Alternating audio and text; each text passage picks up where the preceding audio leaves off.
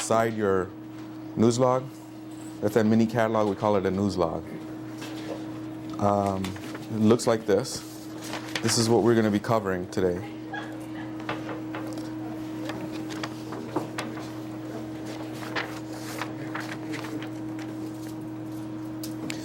It says CM Expo on it because for the rest of the year, I'm traveling from city to city.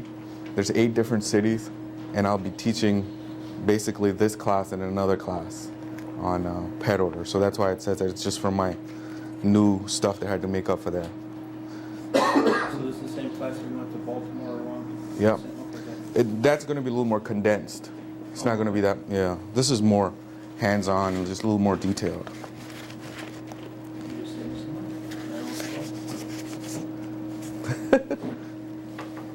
Okay, and also,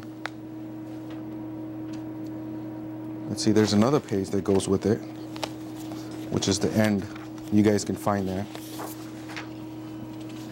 Basically, it's that right there.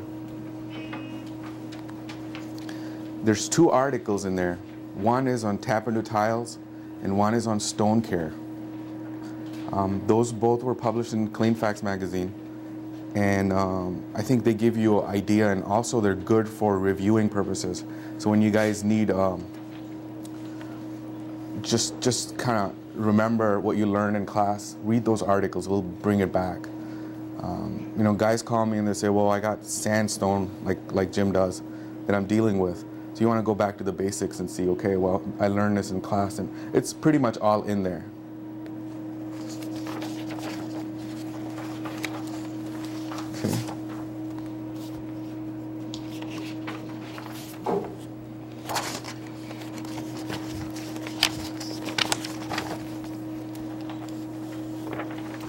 All right, these are the main reasons people want to get their tile and grout cleaned.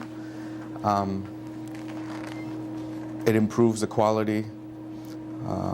The reason you want to use this method is it's fast. It's kind of revolutionary.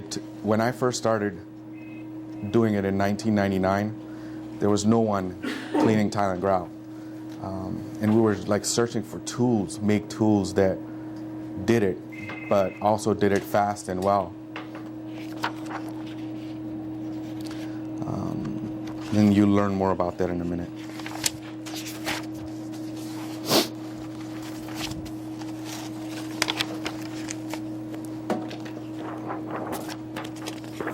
These are some more benefits. A lot of the times the grout can be cleaned and it'll look basically like new if you just know how to do it. People will think that you need to replace it, but you really don't.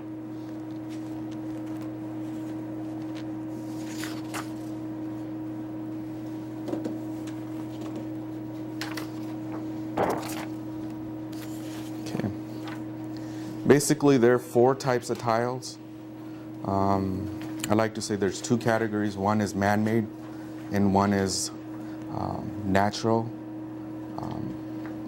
Man-made tiles are ceramic, porcelain, Italian quarry, and those 3 are the most commonly found. They're basically fire hardened. They're really strong. They're not porous. Those are the ones that you're going to see in a lot of restaurants, a lot of commercial buildings. Also, a lot of ceramic in the homes. Porcelain is a little harder than ceramic, but you'll also see that a lot. Italian quarry you'll see in the restaurants the most.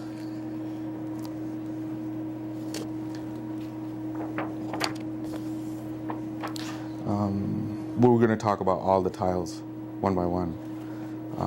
The ceramic is scratch resistant. It's not porous. It's usually glazed. It's also resistant to acid.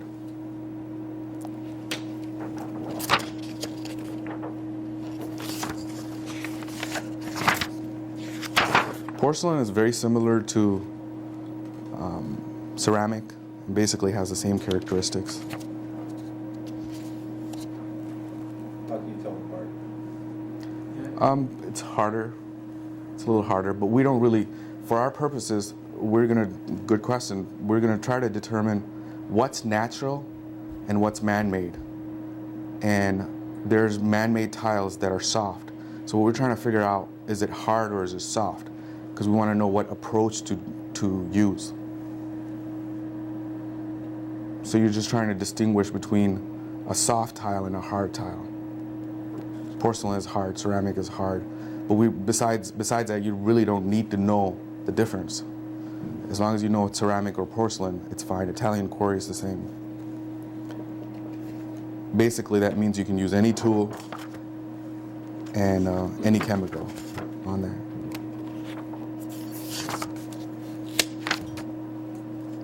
And then there's vinyl, and I'm sure a lot of you guys do strip and wax.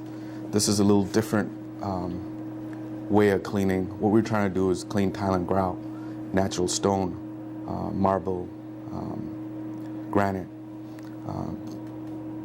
Vinyl is also very popular. It's usually waxed. Porous, is it? I know it's porous, but it needs to be let down inside the tile itself. For which one? Quarry that it's used in the restaurant. Yeah, It's mostly slip resistant. It's slip resistant. What type of deal would you use on it? Anything. Anything? Yeah, well, I'll get to how to clean it. Okay. First, we're going to try to identify the differences between the hard and soft, and then we'll get into how to clean it. Consider a soft tile, the quarry tile. I mean, compared to the others, yeah, but it's not. We'll get to that. Okay. This is what Jim was talking about, a sandstone. It's porous. It's easily scratched. And limestone is similar to that. These are basically natural stones. They come from the ground, the ocean, and they're just made out of, over a period of time, from sediments. That's why they're called sedimentary. So over millions and billions of years, they start getting little particles of the earth in them.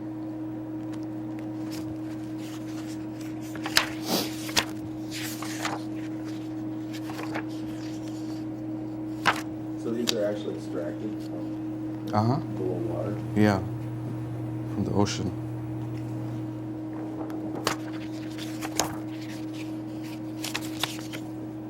Okay. Natural igneous is granite. Basically, it's the hardest of all stones.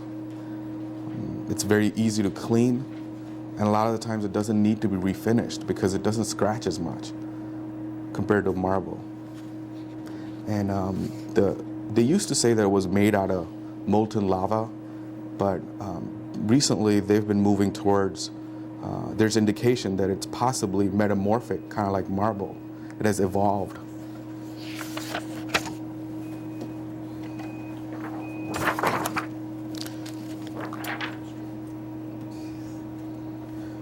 The natural metamorphic, basically the marbles, there's also limestone, the slate. They're very easily scratched. They're very soft. You have to be careful on it. You don't want to use too much dwell time because they're very porous. So when you use your chemical, you don't let it sit there for too long because it'll eventually go through it. Granite is also porous, but it's not as porous.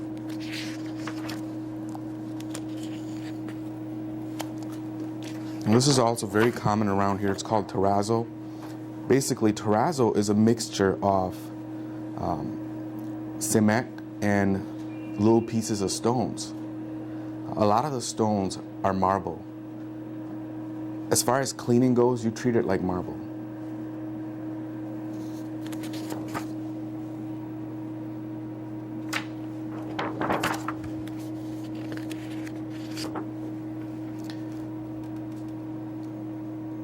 This one is the one that gives everybody the most trouble. It's the Saltillo, and it's also called terracotta. Saltillo is a town in Mexico, and what they do is everyone in that town makes clay tiles, And basically they just get the clay that's available and they bake it out in the sun. So they just kind of dry it out. So it's very, very soft. It's a clay tile. And terracotta is similar too. But terracotta is a little fire hardened. So it's a little stronger than saltillo. What you have to be careful with this tile is you don't want to use too much pressure from your tools, which I'll get into more when we get into cleaning.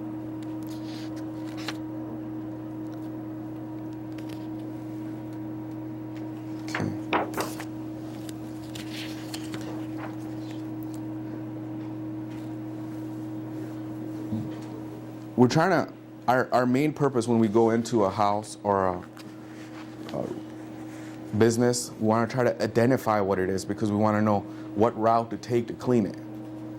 We don't need to know exactly what it is. Is it porcelain, ceramic? But we want to know how hard it is. What type is it? Is it man-made? Is it natural? How soft it is? So basically, if it's a man-made tile, the pattern will repeat 4 to 6 times. So it'll be the same, for example, this is a marble here. Let me just take that one. This is a marble. If this was fake, it would repeat every few tiles, 4 to 6 tiles. But this is natural, so the way you tell it, it'll be unique. Every tile will be unique. And same is true with granite, sandstone, limestone.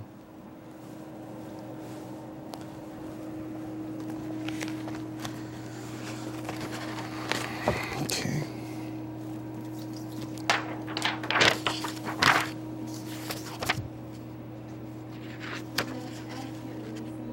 Oh, really? Sorry. Okay.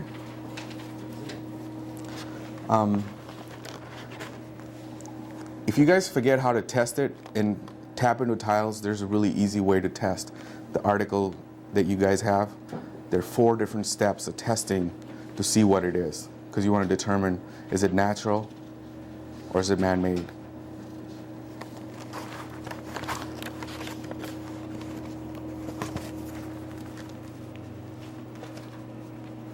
I think if I can, I'll just refer to that article as well, and if you guys want to just follow me on that for a second. Can you just mark it right there somehow?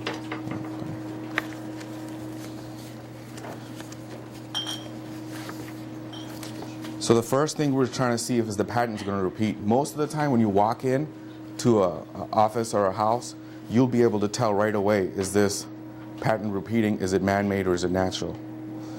Some of the time you're not able to tell. So what you do is take a little bit of water and you pour it on the surface. Now if it just sits there and never goes inside, it's man-made. Usually ceramic, porcelain. And then granite is just going to take a little longer, but granite is easy to identify. And granite, you'll be able to see grains. Can you hold that up a little bit? That one right there, yeah. See how grainy it is? It's a little different than the marble I held up. So anything similar to that will be granite. Number 3 is the scratching the tile test. Now this is the process of elimination. First you see if the pattern's repeating, then you see is it porous, and now the third thing you're going to try to see is does the tile scratch. You take a little knife or anything hard, sharp, and scratch in an inconspicuous area. If it comes off easily, it's either natural or it could be man-made clay, like the saltillo tile that we talked about. Also the sandstone, the limestones. And the last test, this usually you don't have to do. You can get phosphoric acid from the hardware store, and you just go in an inconspicuous area, you put a little drop. If it fizzles, sizzles or whatever, it just will start reacting. It'll be natural. If it's man-made, it'll just sit there.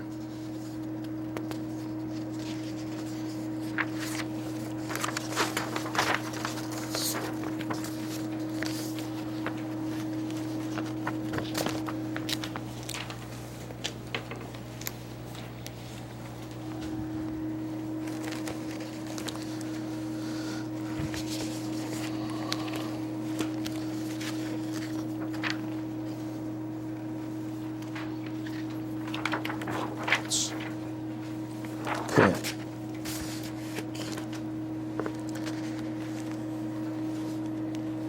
When you're trying to see if it's porous or not, you remember Jim just mentioned in his question earlier that he has efflorescence. Efflorescence is a wicking up of salt. Usually clay stones, like the Saltillo stones, even sandstone in this case, they're made out of clay. They have clay inside that wicks up as it dries. So once it's wet and the water starts evaporating, just similar to capillary action in carpet cleaning, when you have a stain and it starts rising after it dries, comes to the surface. It's similar to that. It's a white haze. So then, a porous floor does dry the same way as carpet from the bottom up? And all goes Yep, up? it sure does. It's very hygroscopic. The water, like in the clay tiles, the water just goes, there's a clay tile right there. You want to hold that up, the one underneath there? Just turn it around. If the floor is, if the floor is, say, too much water, will it actually sink to the bottom of the tile? Kind of like if you get carpet to it, it'll go underneath the padding. Is there such a thing as going to the bottom of the tile? Or will it just soak up? Yeah, I'll go through it. I mean, say if a spill is not, will go through it into the bath, okay? Mm-hmm. And I think that this would be a good point to cover this. See, now he's pouring the water on there. Now that'll beat up because after they make those tiles, they put a silicone coating on it. And it's a factory finish. It's different than the coating that you put on. And that makes it more repel water and dirt and all that. But the problem is, and you've gone to like Mexican restaurants around here, they install the Saltillo tile in the wrong place. They install it on the entrance, so that silicone coating comes off. Now, if you don't mind, can you pour water on the other side? This is the porous, unfinished side. See, that goes right through it. It's such a run like a sponge up. So when they're in a high traffic area, it's more like that, you're saying? Right, the finish will come off. In the beginning, pardon me? You're saying it wears off? It does, yeah. Off. So it's probably all right on the sides, but Mhm. down the middle of the traffic area. Mm-hmm. Tiles are also rated. There's different densities of tiles. Saltillo is a number 2. There's not a number 1. It's the most delicate tile you can find. If you hit that with that glass, the glass will not break, but the tile will crack.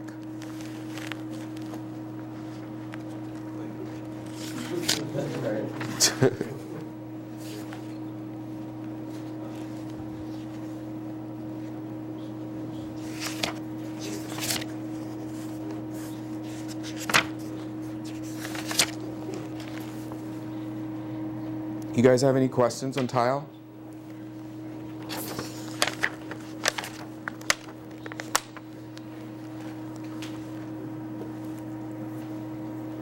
Do you know how to tell the difference? Ready to move on to grout? Okay.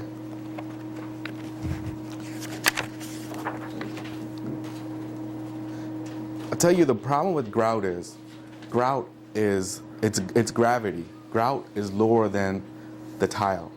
And anytime someone mops, they're mopping the dirt right into the grout.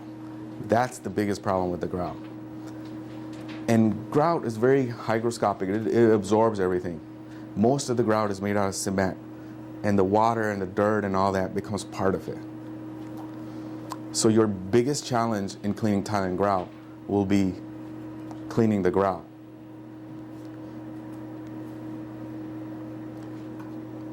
There's 2 types of grouts, mainly. There's actually 4, but there's mainly 2 types. One is epoxy, one is cementitious. Cementitious meaning made out of cement. Epoxy grout is very rare and it's hard to find. It's usually used in a commercial setting. It's similar to silicone. It's also called stainless. Epoxy grout is called stainless. And the reason it's called stainless is it does not get dirty like cement grout. It doesn't get absorbed in there. It's kind of like a plastic. It just sits there. Dirt just sits there. The reason you want to know if it's cementitious or epoxy is cementitious grout you can dye, you can color it, you can etch it. Epoxy grout, you can't do anything to it. But you don't really need to do too much to it because it's very long lasting. Perhaps it'll repair. And stainless grout, you cannot find that in Home Depot. If you need something like that, you need to go to Century Tile. Some specialty place will have it. And even there, you'll have to special order it. So it's that uncommon. Is it another thing, is there a big price difference? Exactly. It's a huge price difference. Huge. I got a little, I don't know if it's back there, but it's at the office in our showroom if you guys want to look at it. It's just like a bucket for like $40. And, you know, I don't think it covers maybe 500 square feet, if that.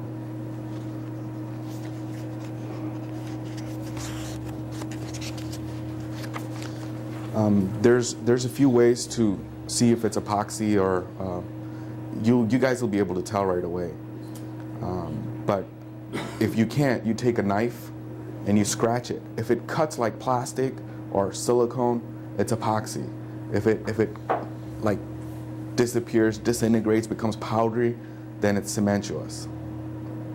There's also two types of cementitious grout. One is sanded and one is unsanded. Unsanded grout is usually found on vertical surfaces like in a bathroom. Sanded grout is usually found on floors. The important key here is if it's unsanded grout and it's installed on the floor, that means it's more powdery. It does not wear well. What does that mean, sanded and unsanded? I don't understand. Okay.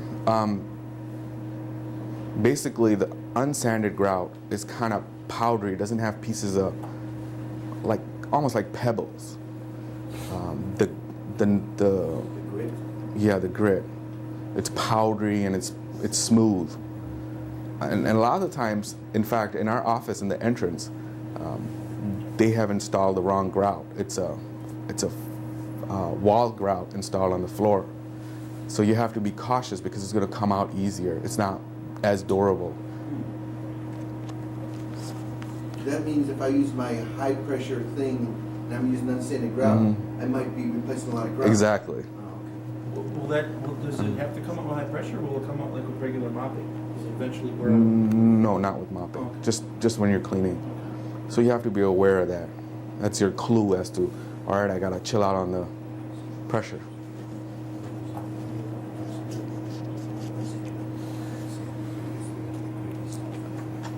You guys have any questions on there? The grout? You know how to tell the difference? okay. Ask that.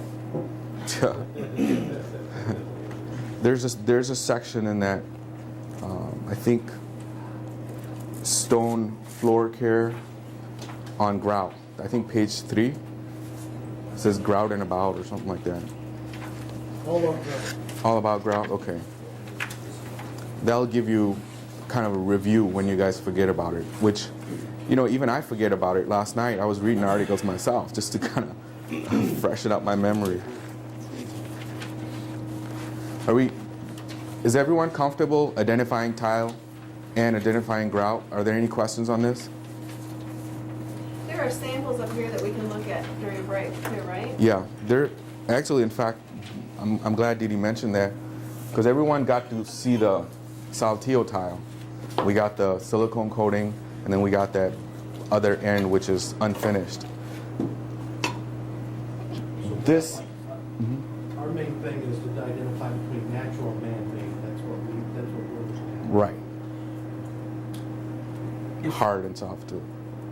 Is the stone or the floor, I don't know, if you go to like a stone or a tile center, Yeah. And you look at the samples, are they identified kind of like if you went to a furniture store or a carpet store on the back? You know, Yeah. It'll say that this is this and Exactly. that type of thing? Yes. Okay. It'll have numbers on it, and it'll be the hardness. This Saltillo tile, remember I was telling you, is a 2. No one makes a 1. Porcelain ceramic, 4 and 5. They're the hardest you can get. This right here is a ceramic tile, but doesn't it look like the Saltillo? So if you were to recommend a tile, you'd want to recommend a ceramic. If they want to get a Mexican tile, for example, like in the Mexican restaurant, don't put that down. They should put this down. It looks the same, it gives you the same effect. Now, if you were to clean that, you wouldn't clean it like this. You would just clean it like it's ceramic. What is the main advantage of me being able to identify different tiles? I want to keep something from biting me? Exactly. You know that because you do it already. Soft tiles, you don't want to use too much pressure on them when you clean them. We'll talk about how to clean them in a second. And ceramics and porcelain, it really doesn't matter. Italian quarry, especially porcelain, it's so hard. Nothing's going to happen. Pressure's not going to do anything. But if you use too much pressure on this, you're going to strip it. You're going to strip that surface. What's the advantage of putting in a Saltillo tile then? Just aesthetics? Exactly. Because it would appear to me to be like putting olefin carpet in the front hallway, but it's a lot of foot traffic. Right. Exactly. And also very inexpensive. Okay, so there's a cost factor. Yeah. You usually find that more in the South. Around here you find it, but it's usually in like restaurants and where they want to create a Mexican effect. But it's actually a bad choice. It's just bad advice. In traffic areas, yes. But see, this would hold up really well if it was installed in a room that wasn't walked on a lot. What's the cost factor? Like 4 times, 5 times more to go to a harder tile? No, it's cheap. I mean, there's not that much difference. Like from this to that, this is a little cheaper. That's it. So it's a bad investment to put that tile down Yeah. on traffic. Basically, just like you said, it's just for visual effect. Create a certain kind of environment. Can it be resealed? That's a very good question. You can't use a regular wax on this. This is a different kind of wax. In the beginning, I try to avoid that if you can, but we do have stone wax. There's some sitting in the back that is made for this type of stone. But if you do it, make sure you test it before you put it on the whole place. Those are sealed with silicone? Is there something to put over Yes. silicone then? Is it stone wax that you put over silicone, the same as that? Or is it something else?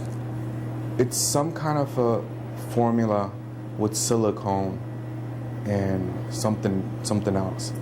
But the stone soap, the stone wax that we have is a little different in chemistry than this. And I think this is done more in a factory type environment. You can't really do this in the home or the office. Is the wax going to hold up as well as the original finish?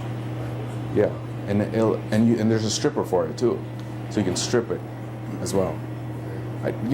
Stay away from that because it really is it'll become a nightmare, especially in the beginning. I mean, it's so rare to find that it's not worth it. There's so many other tiles that you can clean. You can clean it, but you don't want to strip it and wax it again. Also, another thing that I recommend to the customers is instead of putting that protection on it, you can put like a fluorochemical like the carpet cleaners use for, like a solvent one they use for protecting the floors. You can put that on there, and that's what these are. These are test a different product. If you put water on it, the water will bead up, and it will never go inside. And it even will stay like that after 5 cleanings. Is that like solvent-based carpet or fabric protector? Yes. Same chemistry. So you're saying magic spell on there is to take. Magic spell would work on it, yeah. In fact, I don't know if you might. This is magic spell right there. If you want, you can pour a little bit of water, and you'll see it'll bead up there, and it's been poured on like 10 times already. Just like that. You see how it's beading up on there? But it doesn't look shiny, does it? No, it doesn't. Okay, so, It's already worn out. You already cleaned it. okay, You protect it with this. okay. It's But you're not easy. going to be able to restore the factory finish. No, and you can do a demonstration and show them what you're doing. Can you put the finish on and then the protector? No. Then you get the shiny, okay.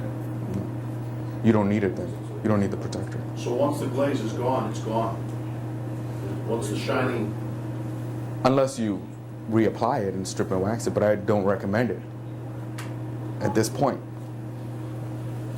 There's a company years ago that had the solvent-based sealers for stone. I forgot the name. There's something available. There's lots of companies that make I got a that. question. When you're cleaning this stuff, do you use a neutral pH type of detergent? We're gonna get to that. That's a very good question. Well, and also, but in addition to that, how do you avoid having? Well, we're gonna get to that. How do you avoid having like a white powdery finish? Because a lot of that's been absorbed in the tile, and then when it dries, all of a sudden you get this haze. Yeah. I would assume Let's you've never done it. let's cover that real quick. That's a very good question. Efflorescence is very, very, very common. It's very easy to deal with. That's if you over wet it. Like when you pre-spray it, like for example, a lot of you guys use Oxy Blaster. If you pre-spray and let it sit there for 15 minutes, like you're doing ceramic and porcelain, it's gonna go inside. And as it dries, it's gonna wick up and it's gonna bring the salt to the surface. So you gotta cut your drying time for efflorescence. But it's not the chemical, I'm sorry, it's you're the water. right. It's not the chemical itself. Obviously, it's the water that it's mixed with that's getting absorbed, and that the chemical is not wicking up. The chemical is just it's oxygen bleach. After that, after it does its work, it's gone. So cut my drying time. Just cut your pre-spray time, I guess, dwell time. What about force air across the surface? Will that accelerate efflorescence or just accelerate drying? What- If I put Air a big, mover. yeah, an air mover. Fan. I don't think it's necessary if you don't over wet. Just spray it and just clean it, and then it's pretty dry. Maybe boost your vacuum a little bit if you want. Will it accelerate now? Let's cover efflorescence. Cut it. You don't have the wicking coming up. The same thing. Yeah. So if it's man-made, you just don't, I mean, if it's natural, you just don't want dwell time, that's what you're saying? Right. On granite, you can use more dwell time. On marble, you use less. Marble is more porous. How to get efflorescence out? Like Jim has that problem with the sandstone. It's already wicked up. You got this white haze on the surface. What you use is a regular standard floor machine with a white pad. It'll take it right out. It'll disappear. Another way to do it is if it's just a small area, like it's one tile, you can just take the green pads for dishwashing and just Scotch-Brite, yeah, and then just go in a circular motion or whatever, certain direction that the tile is going in, especially in sandstone. It'll take the efflorescence out. So it's kind of easy to take care of too. I had a customer who did a whole house or like a whole kitchen area and foyer and dinette, and it was natural, and he had this huge wicking up problem. Called me, it's like he's panicked, it's like, oh my God, what am I gonna do? I said, he did come to one of the classes, but maybe he had forgotten. I told him about the white pad, so he went there the next day and he used the white pad. He said within like less than an hour he finished the whole place and it looked fine. So essentially, you're just buffing the efflorescence off. Yeah. That's Yes. in a nutshell. Without scratching, and that's why you want to use a white pad. White It's pad not with aggressive. low speed machine, right? Yeah, low speed, 175.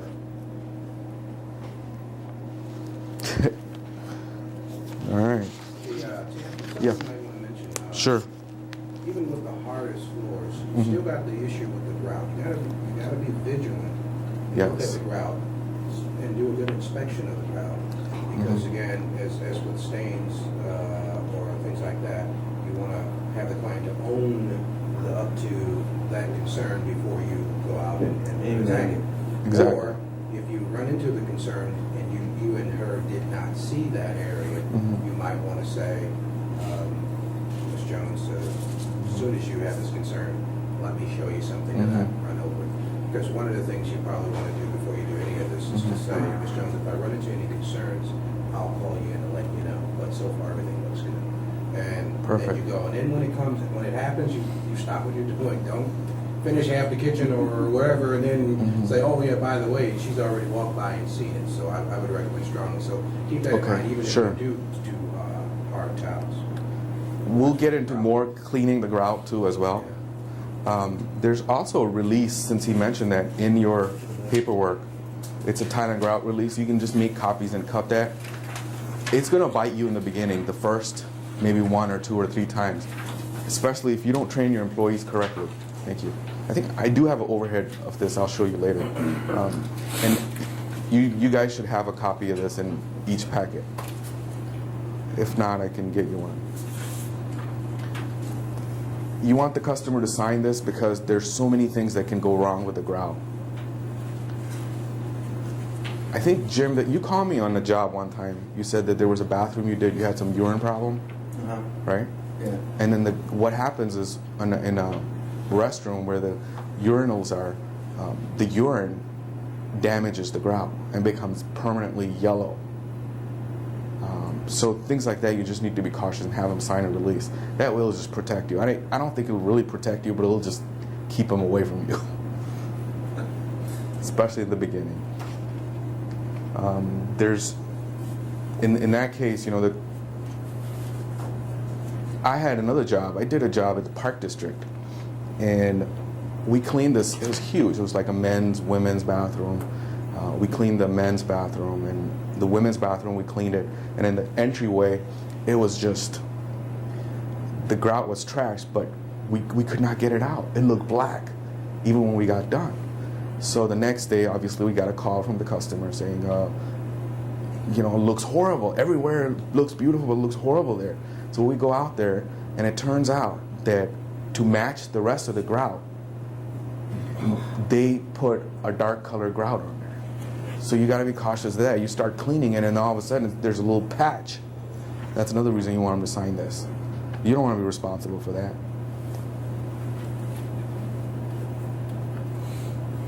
Joe has a question right here. One of the schools I've worked in, the kids actually took a pen and wrote words in the grout lines. Really?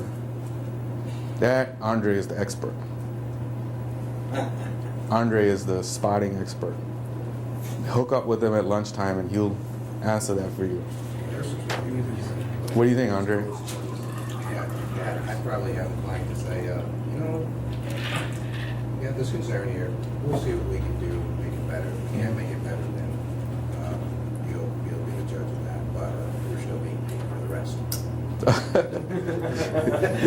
But in his case, see now, in his case it's a little different. We're still being paid for the rest. Perhaps this one time. Andre, in his case it's a little different. He wants to get it out. Oh, he wants to get it out. Oh. So you guys talk about that. Might have to edge it. So go ahead and make copies of this and have everybody sign this. In the beginning especially, until you get good at it. I think that's yours. Thank you.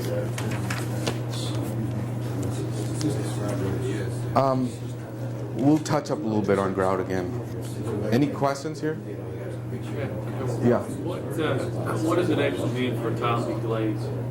Is that something we need to be concerned about? It's not going to make a difference to us. No.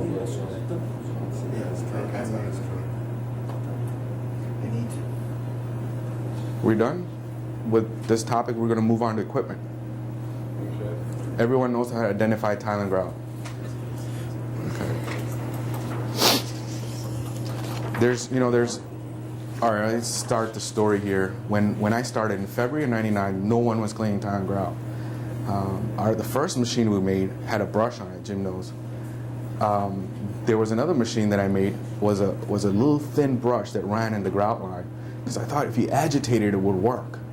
And then I went into using chemicals. I tried muriatic acid, and just sometimes it worked, sometimes it didn't work.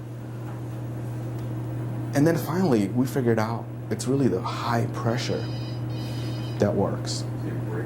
It's how you hit it, how hard the water hits it, that gets the grout clean. It's similar to power washing, like your driveway, the deck. I don't know if you've ever washed cement outside.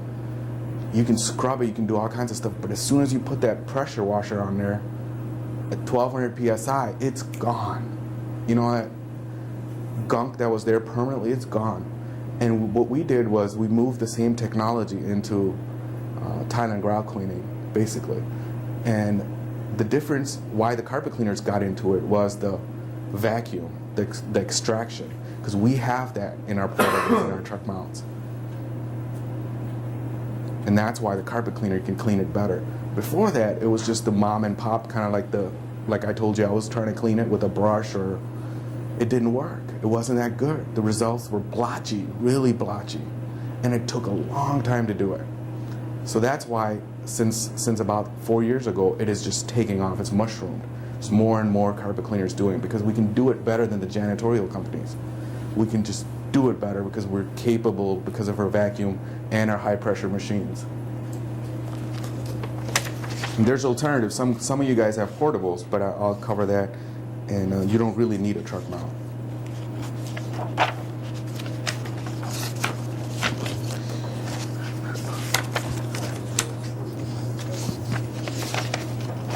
You put it in the front of your binder. It's right here? Oh, here it is. There you go. Thank you.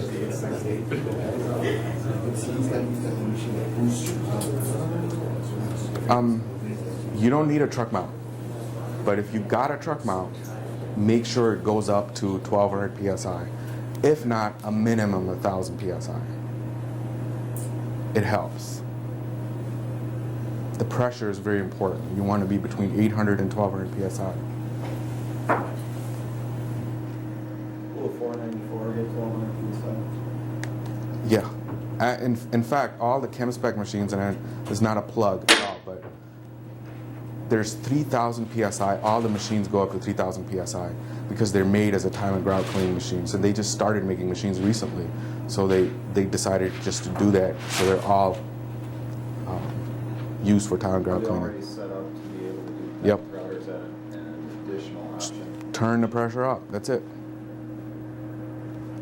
Like carpet cleaning, you do not need that much heat. Heat is maybe just 10% of it. It's mainly the pressure that you hit it with. You said carpet cleaning, did you mean tile cleaning? No, like in carpet cleaning, you need heat. You know, heat makes you move fast. It does a good quality job. In Tile and Grout cleaning, it's the pressure first, and probably 90% of it's pressure. If you used heat, like if you use one of those steam, I don't know if you've seen them, there's steam machines that people advertise. They make pure steam. They won't clean it. I use that too. It doesn't work. You know, it makes it a little better. It's good for grease, but it doesn't take that blotchiness out. Now, and you know, there's certain people, they can't have a truck mount. They don't want a truck mount. Some people do high rises. Some people are facilities. So you really don't need a truck mount.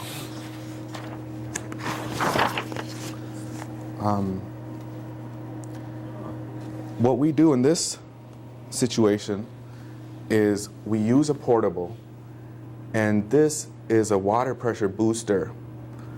This gives you 1200 psi. It's also adjustable. You get the vacuum from here, and you get the pressure from here. This is a 100 psi machine. And I think that George has got this today, so when we do the demo, we're going to show you that it's going to work equally well. This is a cold water machine too. And I think this machine is $1,400, and this is like less than $600. So, you know, with that, most guys have a portable already. They can just add this. There's a problem. You got the pressure, but you got this volume of water. It's an incredible amount of water because it's not like carpet cleaning using 1200 psi. So you need a pump out. You hook up an inline pump out between your tool that you're using to clean and your portable.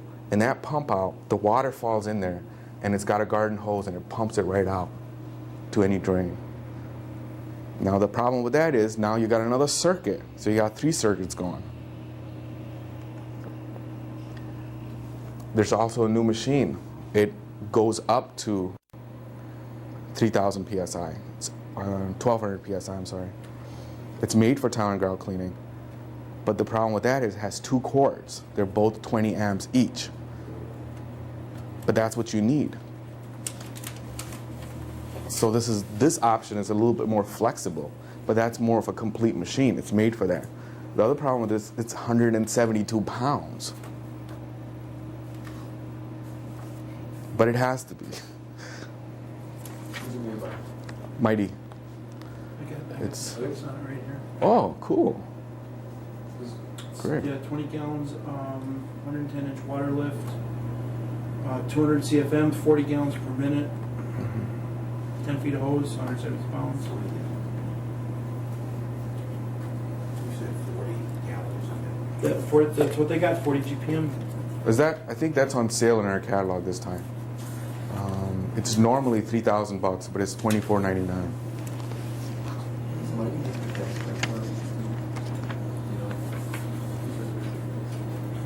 I'm not sure. Not really.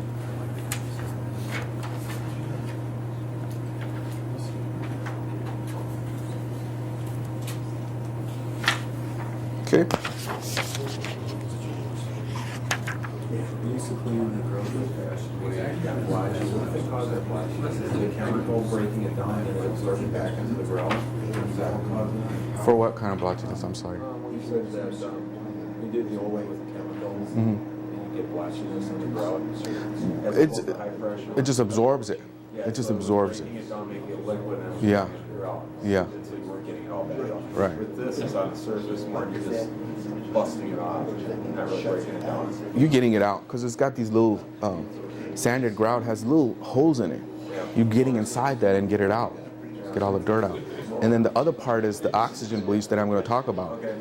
That bleaches that. It gets absorbed in the ground and it bleaches it. All right. The tools now. This is probably the most popular tool. It's made by Hydroforce. It's really good tool, and it's kind of affordable, and these days it's on sale. It's like $10.99 for a few more weeks, and I think the guys who've been here before bought it for $1,400 before. So, yeah, call Hydroforce. There's no brush on that. Yeah, they just have it for a moment. They're advertising in trade magazines, so they gotta. There's no brush on that one, is there? No, it does not have a brush. It has basically what it is. It's kind of like a sprinkling system. It's got a high pressure swivel, and the water turns that, so there's no electricity. And there's two jets in there. They're 05, 02s. 05 is the degree of the jet. It means it's when it comes out and it hits the ground, it's at that width. So it's hitting all the pressure of the truck mount at high speed with great force. You couldn't use a 110-02. 110 would be too wide. It wouldn't hit it with enough force. I was going through one of the trade magazines, and there's a machine in there that they claim you get better pressure because it's electric or something, and that spins the wand, so that all of the pressure can go directly through the jets. Okay. Let me talk about that. That's a very good machine too. It's a little bigger. It has a motor, so you have to actually plug it into the wall, and it's also I think $1,000 more. But here's their technology. Their technology is a little different. What they do is, this is turning in this direction. It's so the pressure of the water is pushing it to go this way. But in their technology, the motor is pushing it in the opposite direction. So there's more pressure. So the water's pushing it one way, but the motor is Pushing it the other way. So why is that better? Was just hitting it with more force. With Doubling the speed. Instead of going away from it. Oh, I see. that's also a good machine if that's the kind of need that you have. I don't like motors, they break down. I don't like stuff like that, but I don't think there's anything wrong with it. If you like it and it fits your need, it's a good thing. That's all. All right, yeah, actually, I'll show you the one that we made now. The angle isn't as much. This is... Does she come with is that the instructor? Yeah, right. I don't know if you noticed, but the angle, I don't know if anyone has one of these here. This is new. What angle are you talking it's not bent that much here. So instead of being turned more, it's turned less. So it's hitting at more pressure. It's not spinning as fast, but it's hitting with more force. So you can actually, you know, like painted garages, you can strip it with this. Whereas with the turbo, you can't. Turbo's gonna just spin fast. Do you want to strip painted garages? Are you saying that's a good thing? No, I'm just saying. Depends. The difference between this and the other one is it's also, this one's stainless steel, it has a brush around it. It's a little more ergonomic, it's easier to hold.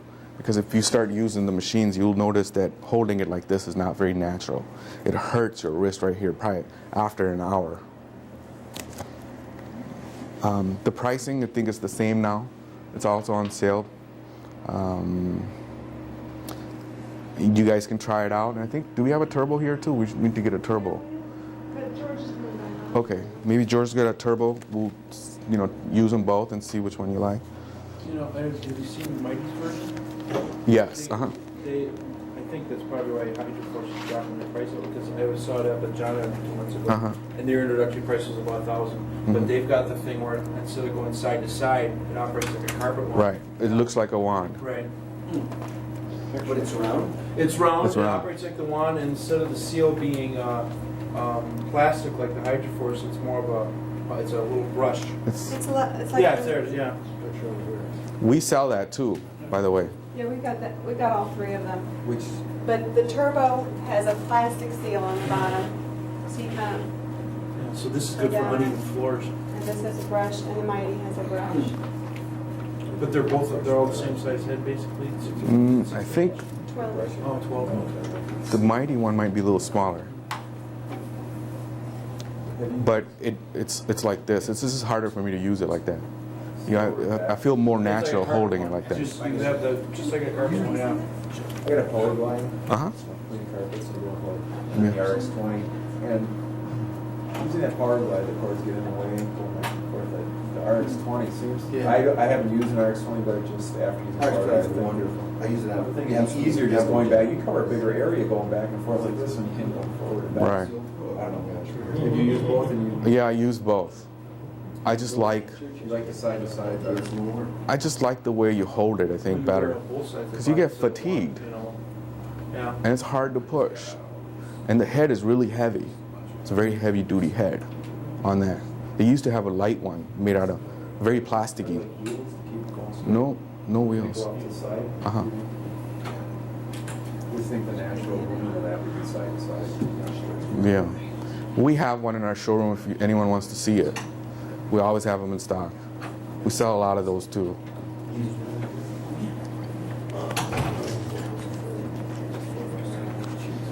It's I think it's $9.49, which is not much. But for another $150, you can get that more durable machine, stainless steel or.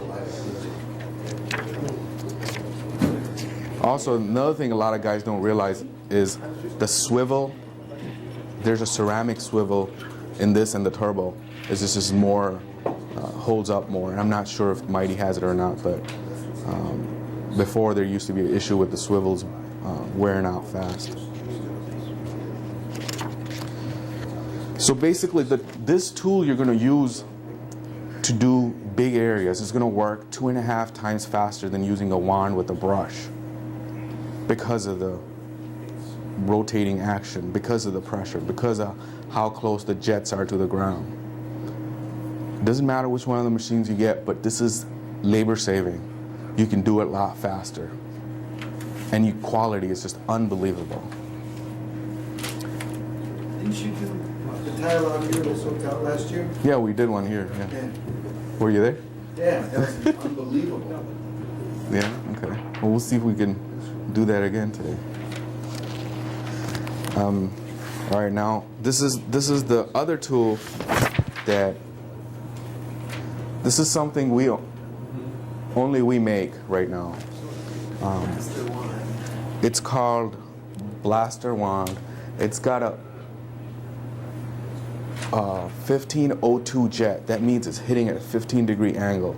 When you can't get like the blotchiness out with a bigger tool, you want to use this because this is going to give you one jet, and all the pressure from your truck mount, your portable, is going to come through one jet and hit that grout with force. Also, you can do edges with this. It's got a brush, so you can agitate. Like under urinals and stuff, you can get in better, easier. Get the crud off the walls, the edges and stuff.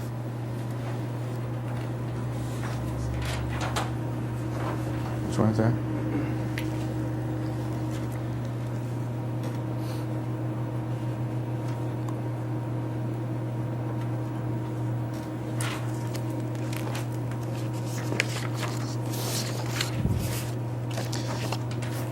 Those are the main tools. I mean, there's other tools, but those are the two basic tools that you need to get started. Here's a countertop tool that we also make. It's called the Blaster handheld. It's basically got a brush around the perimeter, but it has two jets instead of one. So you're using that for like behind hard to reach places. It cleans brick walls really well, like fireplaces. Does the water run down or is it contained in there? Pretty much contained. It's internal spray. Doesn't make a big mess. You can use it for fringe cleaning on oriental rugs. You can use it for dirty stairs. You can remove hair. You know how sometimes you accidentally pre-spray something, it's like, oh man, I should have vacuumed this first. And then you can't get the hair out because it's hard to get out now that it's wet. This helps you get it out when it's wet. So it's a multi-purpose tool. That's how I like my tools and chemicals. I don't want too many things in the van. There's just already too much stuff in there. I want it to be easy. You want more versatility, especially now. You know, you get into tile and grout cleaning, and then you're doing all these other wood floors and whatever. It's like, where are you going to keep all this? I've probably got more toys than anyone. How packed is your van? Put it that way. Yeah. More trailer. I like toys. Okay. As far as chemicals go, John and I were just talking a minute ago about the grout, especially the cementous grout. Usually the sanded grout found on the ground. When you mop it, you put the dirt in there, it gets absorbed in there. Now, one of the things with the pressure, you can hit it with pressure to try to get the dirt out from the little crevices and from the surface. But how do you get the stuff out that's absorbed into the grout? And that's where the oxygen bleach comes in. It's basically a safe bleach for grout. And when you pre-spray it, it gets absorbed in there. And the way it works with dwell time. You need at least a 15-minute dwell time if it's trashed. And let that get absorbed and do its work. It's going to get absorbed and it's going to bleach the stain.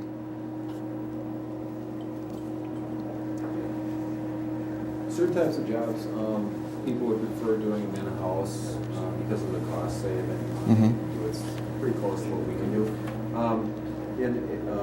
Like a health club, the shower areas, the ceramic tiles, they usually mop those and they do a fair job. If we went in and used the system on there, would it be such a dramatic difference that they would be willing to spend the extra money to have us come in on a continuous basis and do that for them? Huge. Well, I'm getting excited with that. Not. Demo. You can't just tell them. You have to show them. I'll cover that.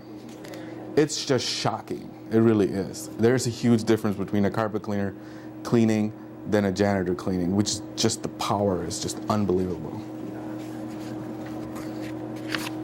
Yeah, Jim. I was going to say, if you do a demo, yourself, but make it such a demo so they cannot afford not to. I mean, clean it and do a W right through the middle. See, there's your demo, and nobody in their right mind is going to leave it. But one thing, just to keep it from biting you, I'll tell the customer, I'll do a demo, but you need to understand, you're going to be so shocked at what you see. You're going to want me to clean the rest. Just so you understand, you know, there's gonna be a big contrast. If you say, I don't wanna do it, put the dirt back, well, you know, I can't. But make it, make an X or something they can never live with. That's what carpet cleaning is about. Yeah, that's, getting that guy's Another money. question I have is how long, you go in a place like that and do this, how long is it going to look good? I mean, if it looks the same as it did before, you know, a couple days, they're gonna look at it. You know, look nice. Long time. It will be quite a while before I do a. This is a good example. Yeah. This is a good example. This is March last year. We did a class here last year, Yeah. and you can notice the difference in the hall. That's clean. We're not even going to clean this. Just the entry right there. Is there like a recommended frequency of carpet cleaning, you say twice a year, once a year? Every day. Oh, okay. How much money do they got? Twice a day. Literally, I've- if you want them, you know, depending on the client. So it's all visual. It's really depending Yeah. on the client. If the client says to you, you know, we really want this thing to stay clean. Oh, well, now I have the really want to stay clean plan. You follow what I mean? So you Right. have to put a plan together. Now, of course, somebody would ask you that crazy question that you really cannot answer. How long will it stay clean? And you should say, as soon as you began to notice it started to degrade or start to look bad, that might take, we'll say, 3 months. That might, in some cases, it might take 6 months. It really depends on your traffic in the area. Now, if you get a huge amount of traffic here, you'll probably notice a difference. So when people ask you that question, what they're trying to do is say, will it be worth the money I'm spending now? If I can have it a year from now, yes, in my mind it would be. But if you can give them a reasonable, logical reason as to why it may get sold sooner, then you got a reasonable argument, and reasonable people will say, oh, okay, that makes sense. And you can sell a sealer for the grout too, by the way. We're going to cover all. You're asking all forward questions. We're going to cover all that. Also, last year when we cleaned this grout, we had a 2-day class, or we had 2 classes. The next day, we got sold out, so we had to have another we had 2 class the next day. In between 2 classes, someone had spilled coffee right there in the middle. So in that cementous grout, it was just brown right there. So, you know, that was 1 day. Which one of you guys did that? Either way, you can use it as an example to say, well, now I'll give you an example. Let's say I do a great, and when they ask that same question, how long? You said, well, let's say tomorrow someone spills coffee here. Well, then you're going to have brown grout. And that is the reason why we recommend sealing. Which is Exactly. cash cow. That's beautiful. That's the reason why we recommend sealing the towel so that you can protect yourself against it. However, while I'm here, it's 8 cents a square foot, but if I come back and do it, it's 42 cents a square foot. So you can decide. Don't think about it too long, I'm gone. Right. But that is another way that you can, you know, turn that question into a way to put more pressure. Do you guys need a short break or something? It seems like everyone's getting fidgety. No? Oh, we're having fun. It wasn't as Okay. All right. Here's some of the things about the Oxy Blaster that I want to touch on. The dwell time, like I mentioned, is the key. The dirtier the grout, the longer the dwell time. And if you still have blotchiness, you probably need to repeat it because you need to get it reabsorbed into the areas that you didn't touch the first time. And Jim probably knows that. He's done that before, right? Yeah, one of the things I used Oxy Blaster on this tile, and part of it came clean and part of it didn't. I remember Tab telling me that's because the Oxy Blaster didn't get to that second layer of dirt under there. So I reapplied and it came out. And it came out. Right, yeah. An Oxy Blaster really does bright. I mean, it's amazing. After you finish your towel, you go back and you look at it from an angle when it's dry. Right. It seems to constantly brighten and brighten and brighten. I don't know what is it in that stuff. is it the Oxy? Is it the bleach? You know, it's made by Dr. Aziz. I really don't know. Yeah, well, whatever it is. We had him make this for us, and I have absolutely no idea. Yeah, whatever it is, it has a release, it seems. As it's drying, it's brightening and brightening and brightening. Yeah. And it really looks good. It even looks better after it dries, but the dramatic effect is when you do that demo for the client. And once they see it, it's absolutely amazing. So then is this actually a pre-spray? You put it down and let it sit, and then you're going to run it through a truck. All right. That is the main product. That's the main part 90% of the time. Hard tile. Yes. Okay. Hard surface. Yes. And the reason that it's the best-selling product now in the country, especially for carpet cleaners, is because it's very affordable. There's other products that are $10 a gallon for you to make. This is 25 cents a gallon. Oh, must have gone up. Huh? Must have gone up. It's 21 cents over there. Is it? Okay. Well, you know, I'm just rounding it up. That's called a tapism. 2 ounces makes a gallon. And we were talking about too many things in the truck. This is an awesome booster. I don't know if anyone uses it as a booster now, but you add a little bit of that for trash carpets, man, it's unbelievable. It'll take that and bleach some of those stains, you know, nasty stains out real quick, and then you extract it. Obviously, don't want to use it on clean carpets. A high pH, it's like a 12 pH or something, maybe a 13. Is it? It's high. I've been looking at this new product that's coming out online. It's been out for a little while. Okay. It's hydrogen peroxide. What's your recommendation on that? It's hydrogen peroxide with a orange solvent in it, or citrus orange. Okay. Now the citrus is only used in certain situations. So like if you're cleaning a mechanic or like a car dealership where there's going to be a lot of automotive grease, you need the delimonene, like you mentioned, in your cleaner. But most of the time you don't. It's just dirt, and it's just the bleaching of the grout that you're trying to get rid of. But if you needed delimonene, you could use it also for restaurants, to clean greasy restaurants. It'll help you to do that. It depends on what your facility is like. You can boost Oxy Blaster with the orange citrus also. Okay. Yeah. For those You can, situations. and I think Andre does that, right? I mean, I think Jim does that. You do that too, right? You use CitraPure a lot, right? Yeah, well, I love the CitraPure. I gargle with that stuff every morning. Yeah, we have a product that's called CitraPure. It's 90% delimonene. So what it is the skin of the orange. It's the juice of that. Yeah. And it's 90% pure, and the rest is just detergent to help it clean better and to be able to mix with other water-based products, because it really is a solvent. But the advantage with the CitraPure versus like a paint, oil, and grease remover is it's a water-based solvent. Since it's natural, it rinses out easier. It doesn't leave a residue behind.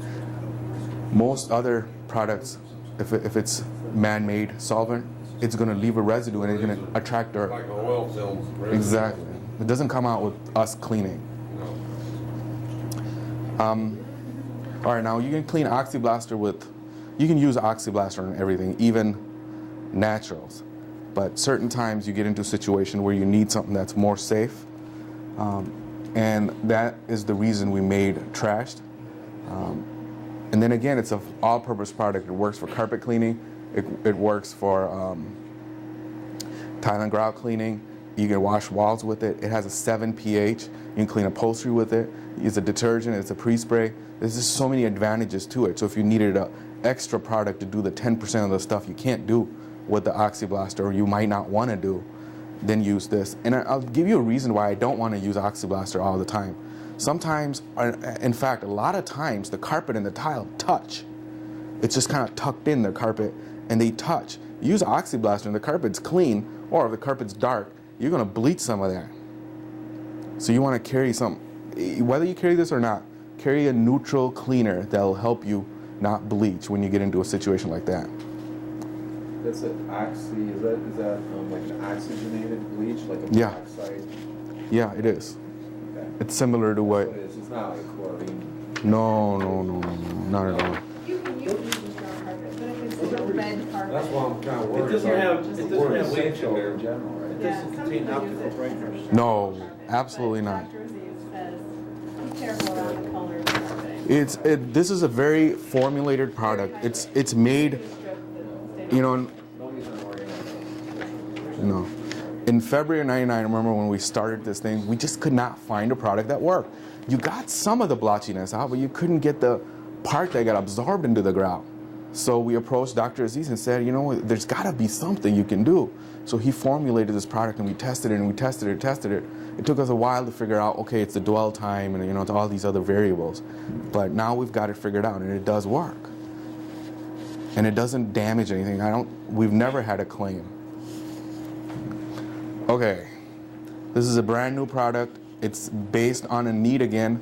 A lot of guys saying, oh, I'm doing restaurants, and I have a lot of greasy situations.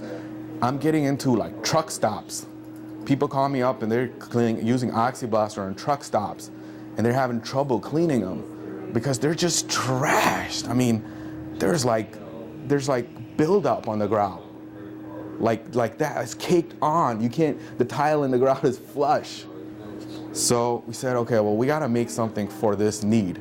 So we came out with Trashed 2. It's a sludge, slime, and grime. It's made for buildup. Oh yeah, we're like a couple gallons of trash. It has a high pH. It's got a 13.3 pH. You do not want to use this product on stuff that's not trashed. It's made for trashed. It is strong. It literally dissolves restaurant grease. And Andre was one of the people who tested it for us. I don't know, did he talk to you about that? What did he tell you about that? Well, okay, this guy loves it. What's more, basically, is what he said. I tested out how well it works. We can ask him when he comes back in. Or is he gone? No, He's coming back, okay. He's been testing it for us, and he keeps begging me for more. But, you know, the chemist only gives us so much, and then you run out. And then, of course, he's testing it for us, so he thinks that he should keep getting more. But we're done with the test. It's I need a 55 gallon.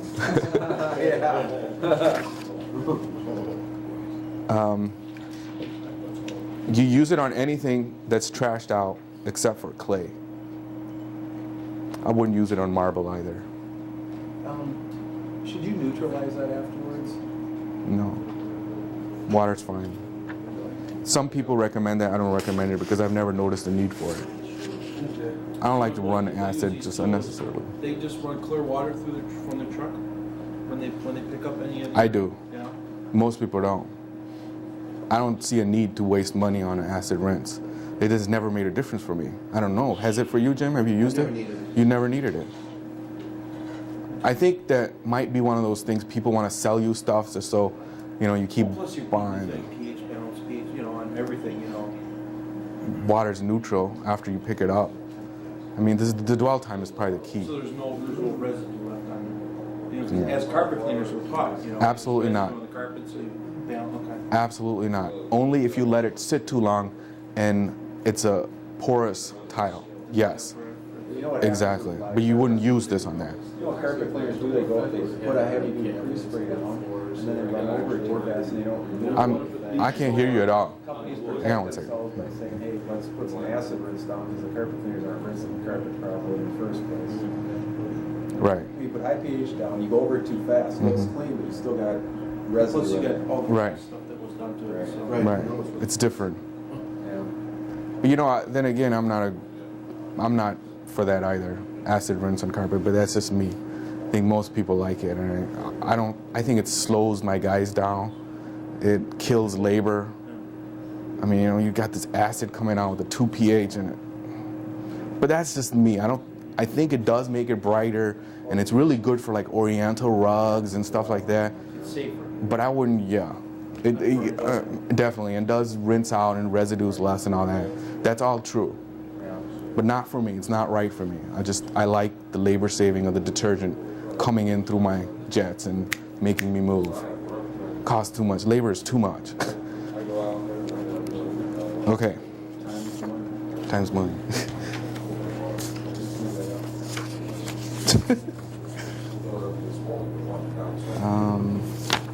All right.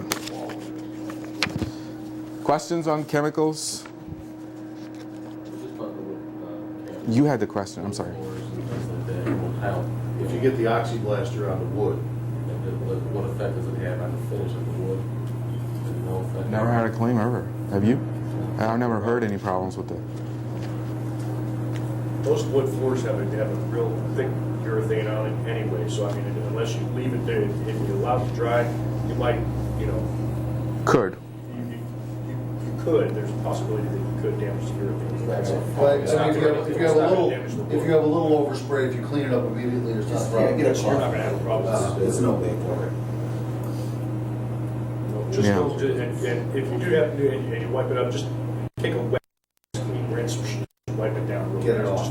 You don't want to leave the rest of it. Thank you, Paul. All right. We're going to move on to sealers.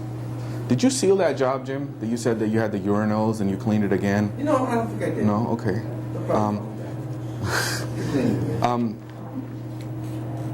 There's basically, I'm going to put this down. There's two types of sealers. There's a solvent and there's a water-based. And until recently, probably about 6 months ago, there wasn't something you could use right away. You'd have to wait for it to dry. You'd have to come back. Just recently, we've got a product. It's made out of DuPont. It's a formulated product that you can put right away. It helps. As soon as you get done, you put it on. It helps keep it cleaner longer. But if you really wanted to do it the best you possibly can, like in a facility like yours where the next day is not a problem, what you can do is put the solvent one on it. Just like you saw it on that Saltillo tile, how it beat it up, the grout does exactly the same. The coffee stain that happened here, the next day, it would never get absorbed. And it would go through cleanings. This thing, I've done maybe 5 classes at least, or maybe 10 with that. And we've put, stuff on it. And it just doesn't go through. A solvent is way better than water-based. The water-based is good if you want to be in and out. It's not going to work as well. What about the slip resistance? There are different products for that, but you mean on the grout or? On the grout and the tile. You mean is it there's slippery? Yeah. A solvent base? No, not at all. No. I'm sorry, I didn't understand. Yeah. Because I got a project I'm trying to bid right now. It's they're having a problem with people sliding after they get out of the hot tub. Yeah, there's a different product. Stone floor or Yeah. ceramic floor. It's not a problem. There's a different product made for that. And it makes it slip resistant, and you can't see it. This is not it. This is more of a protector. It's kind of like Scotch Guard. Sort of like Scotch Guard. Yeah, for tile and grout. Yes. That's a very good question. Porcelain, ceramic, Italian quarry, they do not need protection. There are other companies, they say that you put it on the tile. It absolutely does not need it. And sometimes it causes a haze. You don't want that. You don't want to come back on that. And that actually happened to one of my customers. He put it on just because he was being lazy. And then he got a haze and he had to go back. And if you do have to go back on that, use a white pad, just like the other Efflorescence. I think it helps in the clay. It helps in the marble. It helps in the granite, limestones, sandstones, travertine. But it does not help in man-made ceramic, porcelain, Italian quarry. But you still put it on the grout. Yeah, you put it on the grout. We'll get into that too. There's an applicator for that, how to put it on. There's other companies that make these sealers too, so if you guys want to look into that. Ours, DuPont fluorochemical no-weight sealer, it's called. Since that came out, that became our most popular product just because you can put it on right away. Carpet cleaners, they don't want to go back. I'll put it on, leave. We'll get into that in a second. Turbo stick is a little bottle that has a little brush on it, and you just put the sealer in there and just run it across on the grout only. So you physically have to line it out? We're looking for inventions, so if any of you guys invent something that's easy to use, let me know. We'll sell it for you. That definitely is a problem. Is there one particular product that you can just squeegee over the whole area? Or no? Natural, yes. You don't need it on ceramic. And see, the problem is people don't understand. It doesn't absorb it. No, I'm just trying to get away from the labor factor. Boom, boom, boom. Just Yeah. Mop it on your People do it, I don't want to work. and then you use a white pad, take it off. Then you waste all the chemicals. Using an awful lot of product Yeah. for space you don't need. You can try I can this. understand that, I'm just. Definitely not the DuPont. No way. Fast, I don't want Can you see where you've been with that little applicator? The real Can question you- is that you Can you have see the price what of you've the done? Yeah, It would be easy to get confused and miss something. You can't really. No. The hard part is just being on your hands and knees. profits in there. I'm actually get something where I'm gonna get on my knees to do that. I got 3 rooms. That's right. So I charge, I think it's 55 or 57 cents a square foot for that stuff. And I get it. And all I'm doing is putting it on. We're gonna go over pricing, right? Yeah. You can go over marketing? Yep. It's just. Yeah, actually the agenda is all there in that one we started with, what I'm going to cover. I'll do it all. No. But it just kind of helps you do it. Well, why don't we just get into the application then right now? Does ChemSpec sell that product? No, ChemSpec's got one, but that's not what they sell. No, ChemSpec doesn't have it. Well, they don't? Oh, okay. So that's something on their product list, on their equipment list. That must have been something else. Probably the Mighty one That's a turbo or something. or the Turbo. Yeah. They're actually looking at this. They want to private label it. But then again, they can just make it themselves, you know? They got the technology. We just did it because we're getting returns on the Turbo and we had some problems with customers wanting brushes and, you know, so we said stainless steel. You're actually using this stuff, right? Yeah. Oh, yeah. You're able to test your things and modify and get it just right. Yes. Yep. Application method basically is just this grout stick. There's another one that's long and you just stand up, but it's impossible to use. Do not buy it. We do sell it. People do buy it.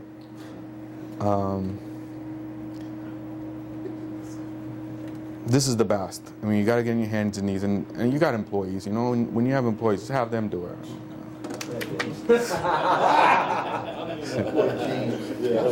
He's like, It's hard to answer the phone when you're on your hands and knees. yeah.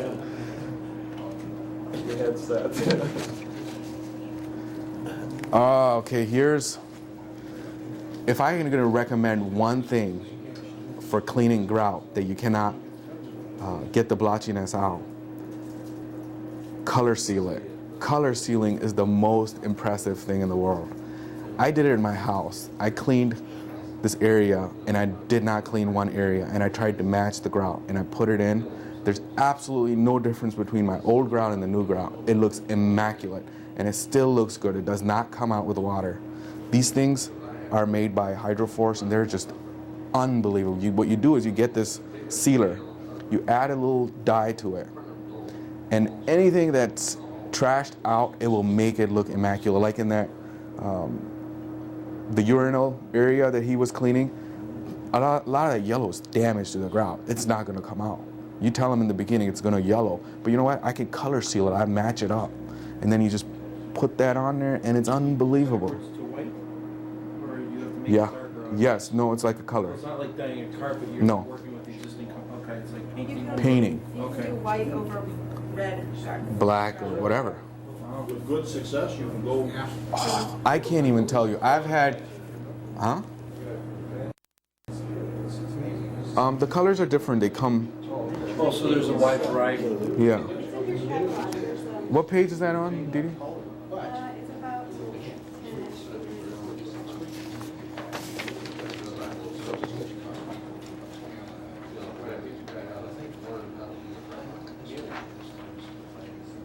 It's on page 6, actually. Bottom left-hand corner. Page 6, bottom left-hand corner. The color samples. Thank you. That's just like little popsicle sticks, but you can fill in the options for different colors. What you do is you take this bottle and you take one of these different colors. The bottle has enough room in there to add the dye. So it's not filled up to the top. It comes like that. You put one of these in there and now you got color grout sealer. You cannot add this color to any other sealer. You need to use this particular sealer. It's made to absorb the dye. So you would make each bottle to the color. Yeah. Yes. Does it wear away? No. Because if you going back to the sealer, if you seal something, is that gonna wear off eventually? They say 2-3 years. So does that mean? You know, just in my house, I think it's been 2 years. Huh? Depends on the care of it. If Yeah. you guys use their gas, you know. So grout, it's Traffic area, there's so many Yeah. areas. when you're in the office, Thank you. look at it. It's it's a very heavy bottle, very cementuous itself. It has like a big bunch of, looks like sand on the bottom of this grout sealer. Yeah. So it's like just basically adding a layer of grout to the top of The sealer. the sealer. And- This is the same thing. Definitely, Right, yes. you have to buy them Good question. together. But that's what makes it so even too, is that it's kind of a. You wanna, you know, carpet cleaning, you wanna get that wow? This is the wow. When you can't, people have been there before and they can't wow. You can wow with this color sealing. You know, you're not gonna do it for free. You're obviously gonna charge more for that. I would do my house. Like when you guys start, do your house first and go through the whole steps, seal it. You'll see how it works. You'll see the longevity. It's still in my house. I probably used it 2 years ago. You know, it's in the kitchen in the traffic area, and it's still there. And it looks fine. No, it doesn't come off with just cleaning either. Because like Didi's saying, it's made out of some kind of cement. So it's made to go in it and work Does it, with it. the epoxy, let's use that for example, the epoxy stuff versus the sandy stuff, cement stuff, it doesn't affect that because it goes right over the top of that, right, pretty much? No, you don't want to use it on epoxy, by the way. It's a real good point. You don't want to use it on epoxy, and you will probably not need to use it on epoxy. Right, because the epoxy usually you can tell. It's stainless. It might have you might have to repair it sometimes, but you're not going to need to. Definitely do not seal epoxy. About that at all? 'Cause that's one of the other areas I'd like to expand. You know, Doro, he works in the warehouse. He's a master in tile and grout. He did all my tile and grout at the office, and he used to do that before. He really is good. So if you want to take him to a job, he'll show you how to do it. You're welcome to take him anytime. So easy to do too. Home Depot has classes for free. If you check their schedule, and you can just sit there and they'll show you how to put grout, how to mix it. Now you're gonna get into a little bit of repairs too. But you don't have to take them, especially if you haven't signed the release. You know? Otherwise, you're forced into it. Everybody needs a break now? Yes. 5-minute break? Okay. Sounds good. Let's leave that on.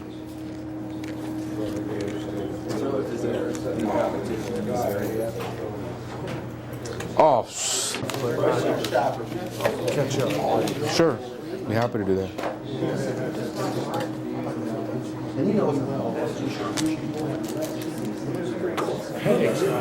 Is it gone? Good. You still got it? Oh. Oh, good. Oh, good. I always count on her for Advil.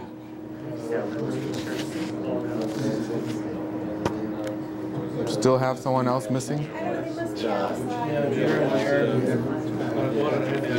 think is our demo truck outside? Is the demo truck outside? Can you see it? I have a way that I Should be here by 12. Okay. 12:30, by no later than 12:30. Okay. Well, he can come now unless he's busy. If he's busy, just have Likan come. Or Doro can come with her. It just takes forever to get through it. All right, we're gonna move on because we gotta eat lunch. You guys ready? All right. This is something that we made. It's a formulated product, no weight grout sealer. You put it on right away. It's very inexpensive. It covers 300 square feet. It's about $14.50 a quart when you buy a case. It's easy to sell. There's name recognition to it. It has a neutral pH. It has exact 7 pH, so you can use it on any kind of grout. Here's another thing about this. This is not for tile. We did not feel comfortable making something for tile that you could not really get an advantage from. So this is only for the grout.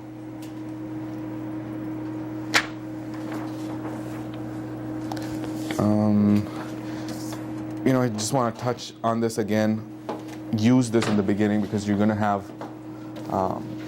you want some kind of a release just because you're going to have problems, usually in the beginning. A lot of the grout is loose too, and when you start cleaning it, it's going to get sucked in there. And you want them to know that you're not going to replace that after it gets sucked in because it's really not your fault, but they'll expect you to do it if you didn't educate them. Without that, with that high pressure, is it possible for that pressure, because it's so high, to actually break it loose when it's not loose? Mm-hmm. Let me just finish this, then that way we'll get ahead of ourselves. Now, tile and grout cleaning fits in really well with the carpet cleaning, but as soon as you start getting into it, you're going to start getting into marble and granite cleaning and restoration. You're just going to, with your machines, you're going to just clean it. You're going to clean the grout, you're going to clean it, but you're not going to get rid of the scratches. You can't. It's just the pressure.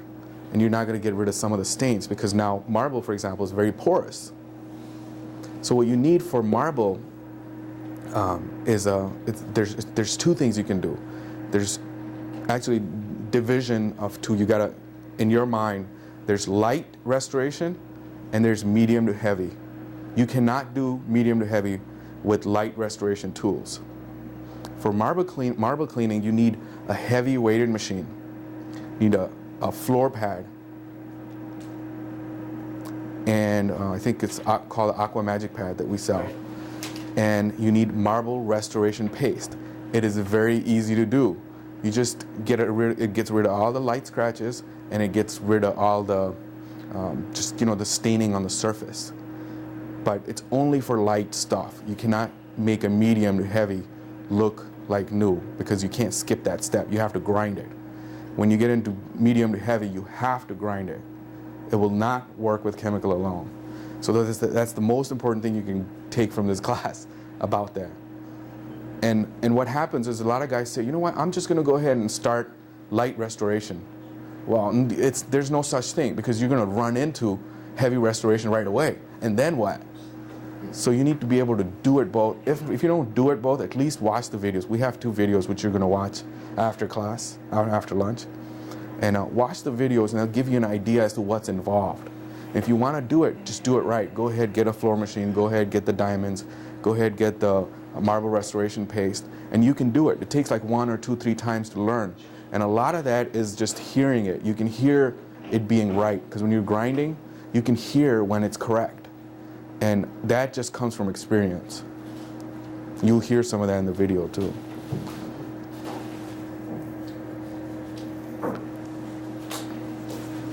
When you say floor machine for the light, you can just use a regular one. You don't need a weighted one at all. Yeah. The regular swing.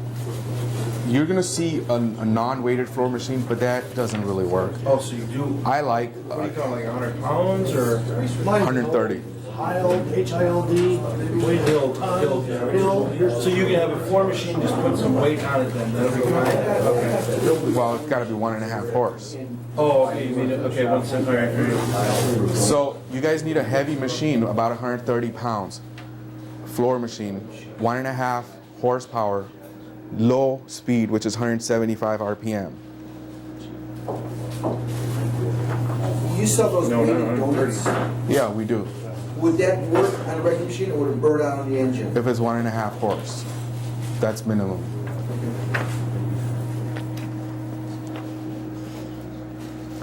We have a customer that has one property management company and he cleans for them only. He makes $1 million from one customer a year. And he's got like 4 or 5 guys, and I can't imagine it costing that much. I don't know how many trucks he's got. But the one company in Chicago produces that much business for him. He does, no, he just does marble and granite, bathrooms, countertops, and floors. Oh, so is he's doing light restoration on the countertop? No. Yeah. Or so what is he using for weight? What kind of Does he have like a drill or a? Can you get that machine for him, Diddy, please? I don't care. This is the question was, well, how do you do countertops and stuff like that? There's, especially in Naperville around here, there's a lot of people that have granite countertops, and when they sell the house, they want it to look nice because they get trashed. This is a machine that we sell. It's called Flex machine. It has a water hookup. You just hook it up to a garden hose, and you put a diamond here. It's weighted. It's pretty heavy, and it produces heat. It mixes the water with the diamonds, and you basically clean the countertop with this. You clean marble and you clean granite with this. It's easy. Is that the medium to heavy or is that for like two? Countertops, you cannot use the marble restoration paste on. There is a machine that's made, and it's very expensive, that you can, it's a small floor machine that you take up onto the countertop, but I don't think you want to get into that. I don't think, there's probably only 10 machines sold in the country. This one, you just put the diamond pad on there, you hook up your water, and then you just grind it. And it depends on how big the scratches are, where to start. You're gonna get asked this too. When you start doing the marble floors, people are gonna ask you, oh, can you do my countertop? You know, bathrooms, they have marble on the walls. Especially when people sell the house, they want it to look nice. Yeah. You guys can play with this. Is there a way for me to try that out before I try it out at Mrs. Jones's? Yeah, maybe our office, you can come. We have granite there you can try on. And Dodo has a lot of marble in the warehouse that he has collected from our neighbor who does installation. Yeah, actually, if you want, you can take that marble that's sitting here. Sergio, do you know Sergio? A-Smart, Chicago? Yeah, Doug's friend. He got into it. He got all these tools. He couldn't believe how much money he was making. He said it was like $500 an hour. Yeah. But he was just winging it. He'd call me. He'd have a problem. He'd call me. I was like, did you watch the video? He never even watched the videos. You know. But he's in Chicago. You know, there's a lot of marble there. Okay.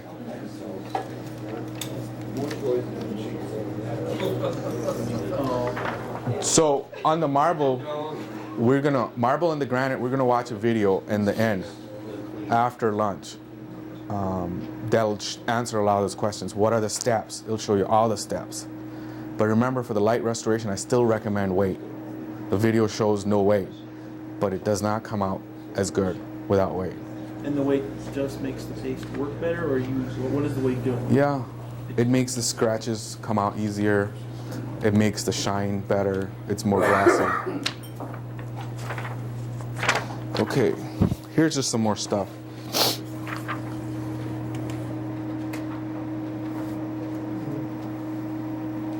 These are some of the products we have in the back, and you guys can go through that yourself if you want, because I know everyone doesn't want to do it. We carry the National Chemical Lab line of stone care. Basically, it's a total solution. The MRP, the marble restoration paste, is the key to this. When you get the floors looking good, you just need to maintain them using the restoration paste, or one step, which is the crystallizer. But you cannot use it unless the floor is back to its original condition. And then you can maintain it, just crystallize. And there's a lot of money in crystallizing. Crystallizing makes it look glossy, like a mirror shine. Really easy to do. It's an acid type material that changes the surface. And it also makes it scratch resistant.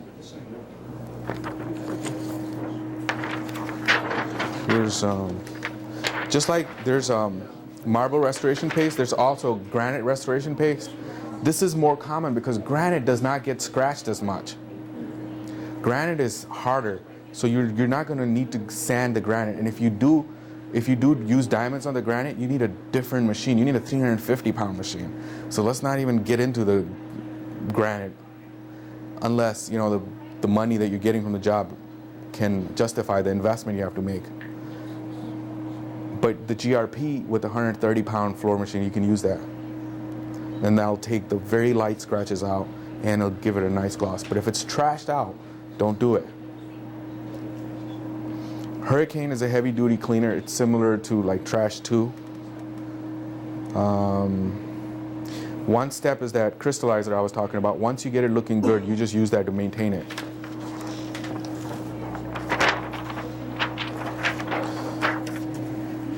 This is the marble restoration paste. This is the key to the product to keep it looking good, and if it's light scratches, it'll take it out. This I don't recommend. It doesn't really work that well. This is a soap that you sell to your customers to keep it clean every day. This is a daily soap for them to clean it by themselves. And we sell that too. For marble, yeah. All these answers will. I treat. You use about the same stuff for cleaning terrazzo. I use the same stuff to clean. I treat terrazzo just like marble. You can use MRP. Because I got a whole dietary. What? Solid terrazzo. Mm-hmm. Does it have marble in it? It's got marble chips in it, and the only problem is they're using state crap on it. And they want me to come in and fix it. But is it like scratched up, or is it just dull? Or? Well, you give 30 inmates a mop and bucket and see what you get. They don't know nothing. Yeah, probably grinding, I'd say. Yeah. I think it's probably beyond. Once you grind it, then you can maintain it using the MRP and the one step, which is the crystallizer. But it's gone to the point where you need to. There's no. Once you pull the wax and the sealer off. Yeah. Yeah, the restoration. Yeah. Break? Food is here, food is ready. All right. We're going to break, and then we're going to do the demonstration. We're going to start it up. So if you guys want to start eating now or later. And then, 45 minutes? Is that good enough? 45 minutes? Okay, let's make it an hour because we're doing the demonstration too. Because we're going to be ahead. 1:30.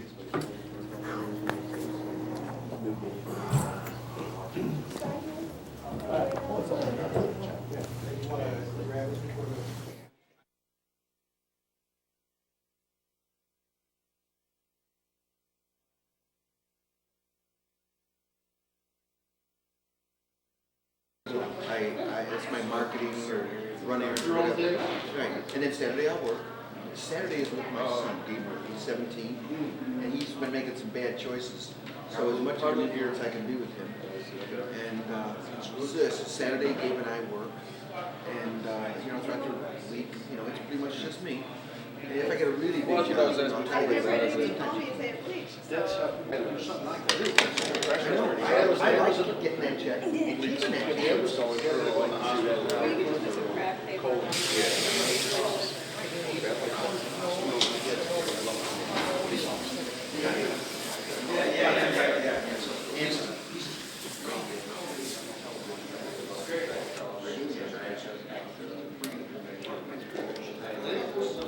Yeah, but it's electronic.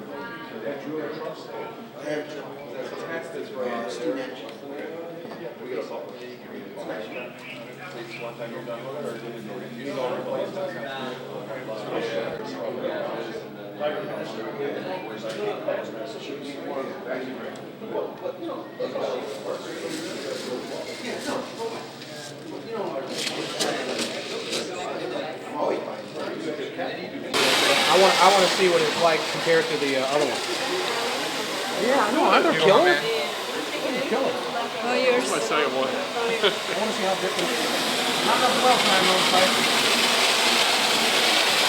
Oh, it's all right. Can you set the adjustment? For the pressure. The vacuum adjustment. Yeah.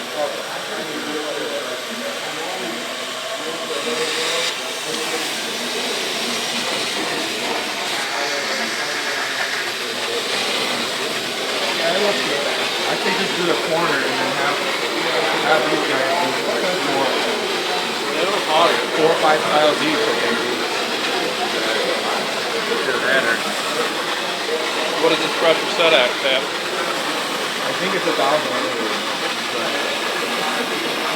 We actually have another one. You got the silver one? to the office. You got the black one? Bring the grout machine from the grout.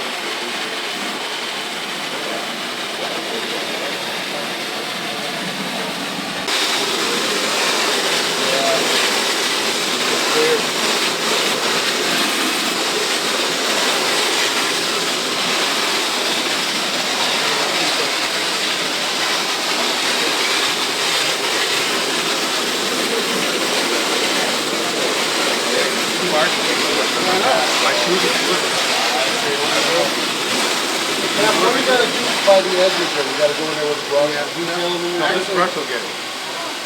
Like, you can tilt it like this. Tilt it like that. That's how you get it. Okay. That's how you get it. So like if you're doing corners and the baseboard is that thick, there's a brush too. You pre-spray it, you brush that, and then do the whole place like this. And then come back later and get it with the...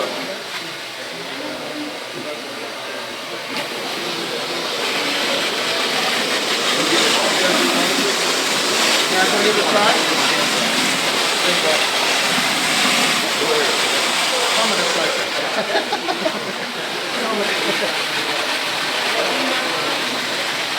And I suppose speed is dictated by the individual circumstance. Sometimes it's faster, sometimes it's slower. Right now, how much smoke on that? Yeah, this is what you're talking about. There you go. You just, like an area like this.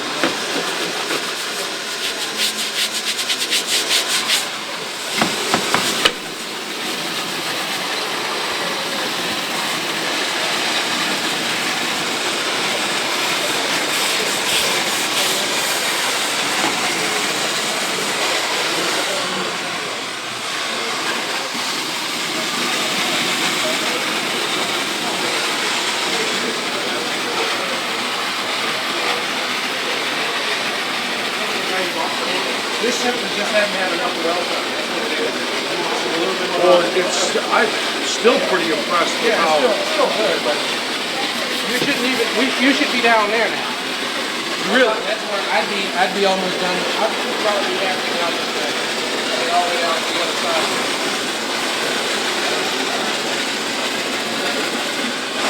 If they were walking out the door, they walk out to the customer's apartment, they would be a chance of leaving. No. It's not that much. It's not straight.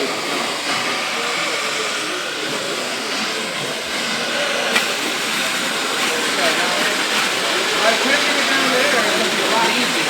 Because of the dwell time? Yeah.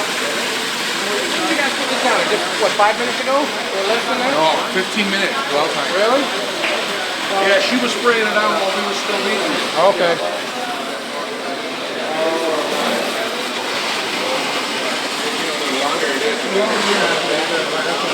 Plus, if you get an area, I got a customer who says I spray it and I go to the car and pull the finger. Some other people got it. Sure, yeah.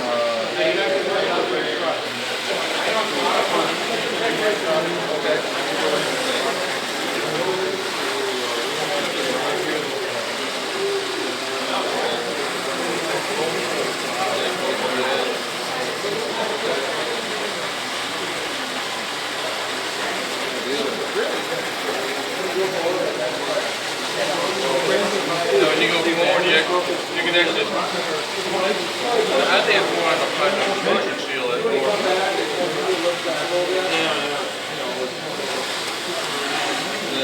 I like that.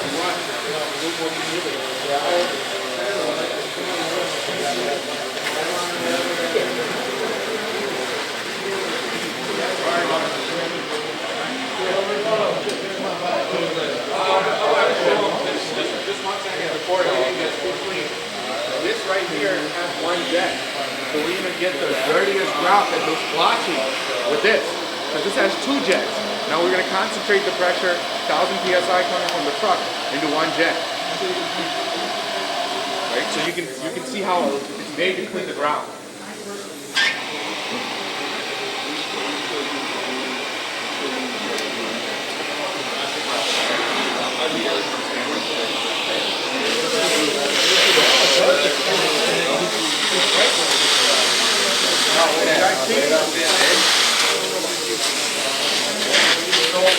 When the ground is so blotchy, you run that. Afterwards, that's when you're getting double the pressure because there's only one jet.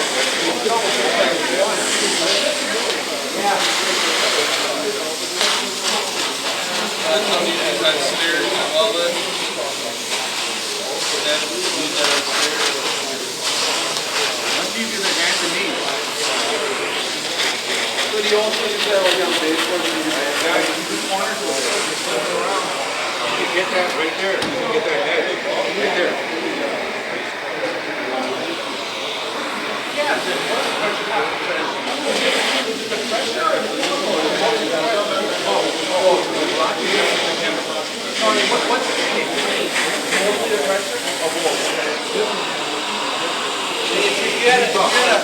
if you had an inferior chemical, it still would be, goes together. Yeah, I know sometimes use a straight stripper on this stuff,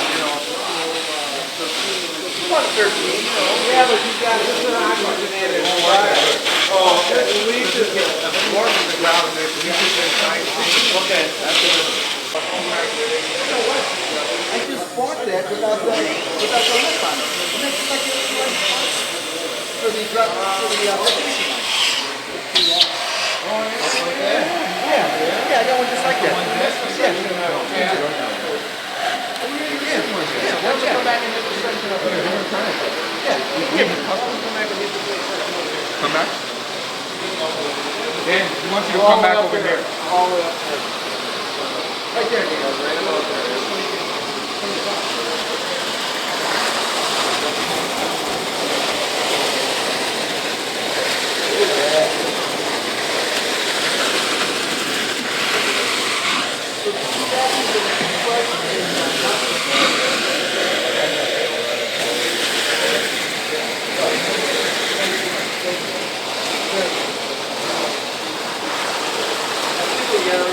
Just come back here.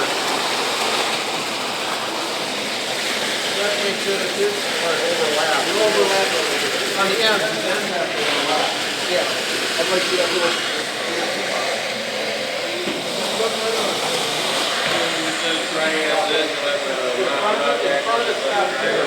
Like this? Right, you still got start here, that's not good. Right, you got to have a piece right now. Right, that middle part. Nice tool. No plastic parts in there. Get a chance, Mike? Yeah, you can get out of now.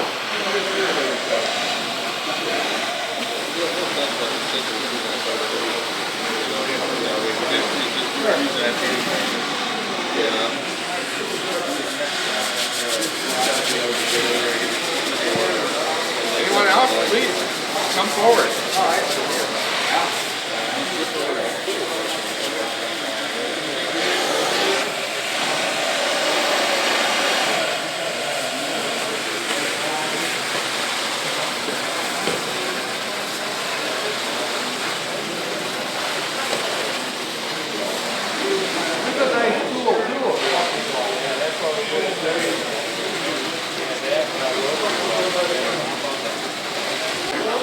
I know.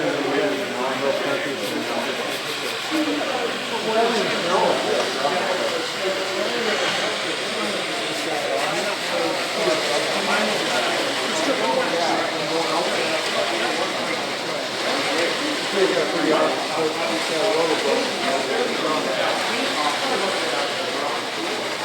so when you get an overlap, it's my control issue. You gotta keep it to direct everybody. Yeah. Over here, back over here. Wait, stop it.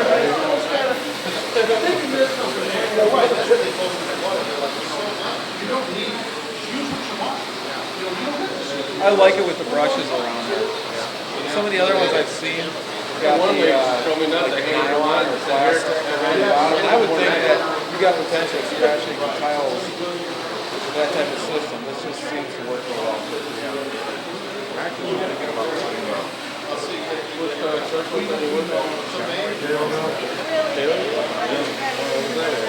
It's running 5 miles across the street. And that would be thinking over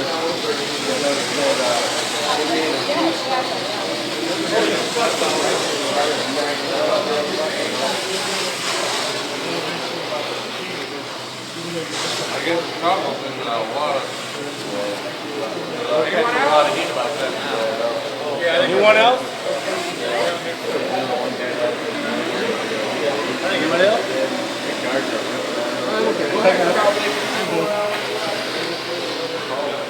So let me try that thing, man. I have not picked up on this machine yet. I have not.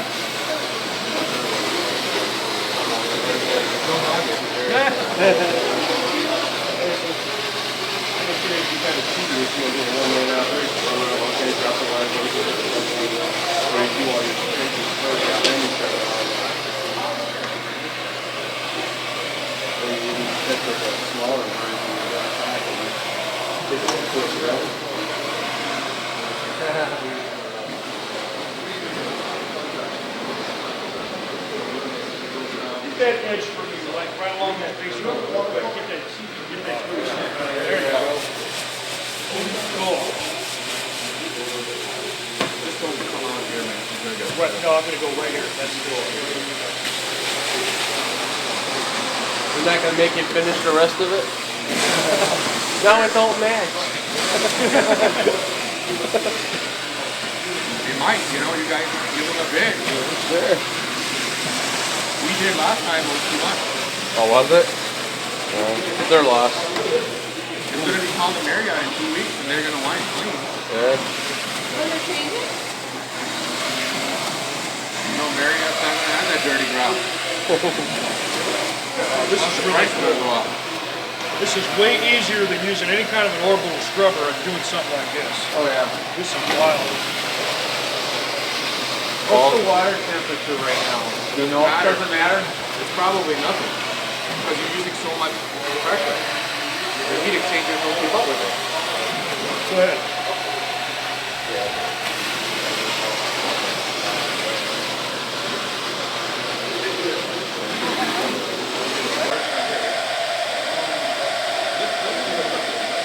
You guys carries in the truck?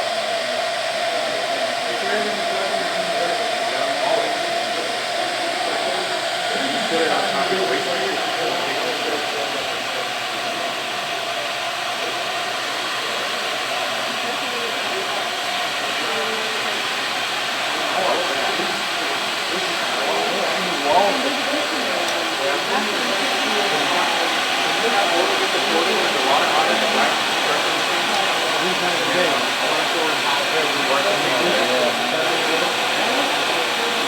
This is the hand tool if anyone wants to see it. You can try using it like yeah. Oh, I'm sure.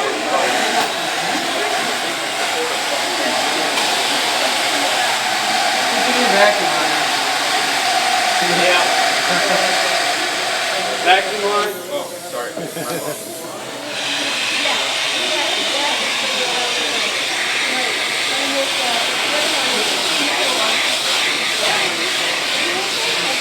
Not going to clean the grout that well because it's got 2 jets. Oh, not like the other one. Okay, so what's the purpose on? Well, it's a hand tool. It's made for like blowing, counters and things. bricks. Normally, you're not going to use this on the floor too much, except for like commodes, stuff like that.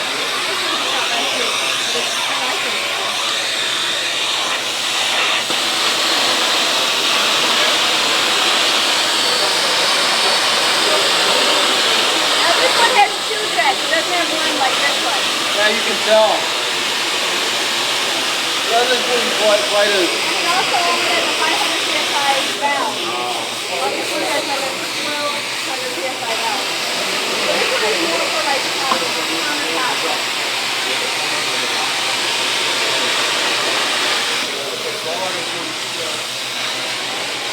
It's a nice setup on these 3 tools. That's all you need, right? Everything, yeah.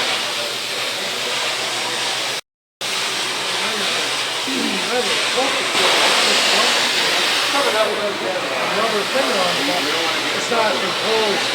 Oh, okay. Enclosed, pretty deep, yeah. You see that water all over. Right, because of the overspray problem. I mean, even with this, if you boost your pressure up so high, you're getting not overspray, but you know. But yeah, play around with it. I mean, that's what it is. It's basically just a modified hand tool, furniture tool. Notice the big difference with the pressure? This has 2 jets. The other one only had 1 jet. So with the pressure splitting in half, your quality went way down. Because the ideal operation is between 800 and 1200. Right now we're getting 500. 500 there. We have a little bit more. Even though this area had more of a dwell time, it didn't work. It's a little thing. Any adverse effect on mirrors and things like that? I know some people, they have mirrors around their tubs and things like that. Trash too only. Trash too only. Don't use trash too. Oh, don't use trash. No, extra glass. Okay. For what? Glass. Some people, they have the jacuzzi and they have glass going all the way around. Yeah. So we can hook up the water right next to the back. Hey, John.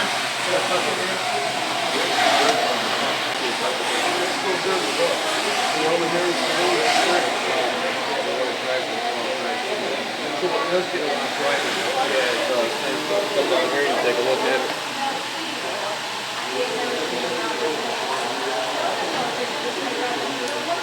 Oh, yeah. You could actually keep one of these in the truck, every truck. You guys could do a little area like this.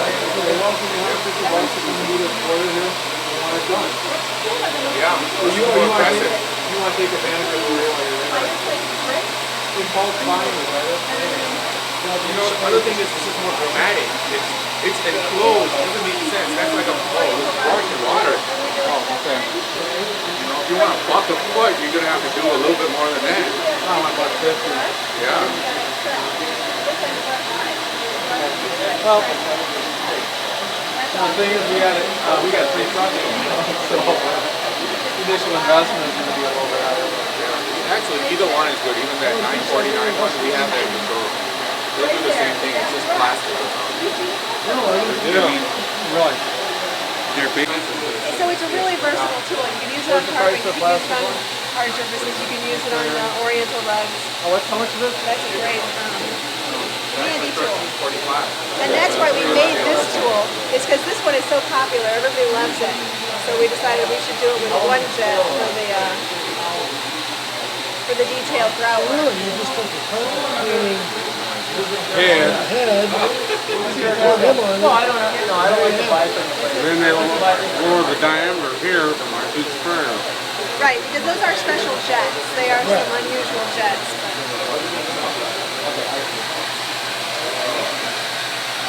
I would like to have my project. I don't like to have one of these here and have You know what? that. This is backwards. I think that's. It's backwards. I Okay. can't off the What I thought I might be able to do is get those and have the guys go off and when they're out cleaning, they're going to tell me, you can do that. And this is all, do a little area, so this is one. Sweet. Don't touch it. Don't put your fingers on anything. And especially the microwave. She's staring right behind you in the microwave. What's wrong with you? Exactly. And it just, always fuels the customer's mind. Fabric time you treat similar to marble. Okay, we'll do it. And like the cracks that we see there, you don't have to worry about those. Like all these little cracks in the tile. You don't have to worry about water getting through or anything like that. Yep. Okay. It's probably travertine. But I wouldn't. I mean, that makes a huge difference. You know, especially like with this here, with the deeper cracks when it's wet, it takes a little longer to dry. Yeah. And so as it dries, you see it definitely will flap brighter. This one gets real bright when it dries. See it brighter than Okay. that? There. It's on? You get 1200 PSI. You don't even really need a truck now. Can you hold that for me right there?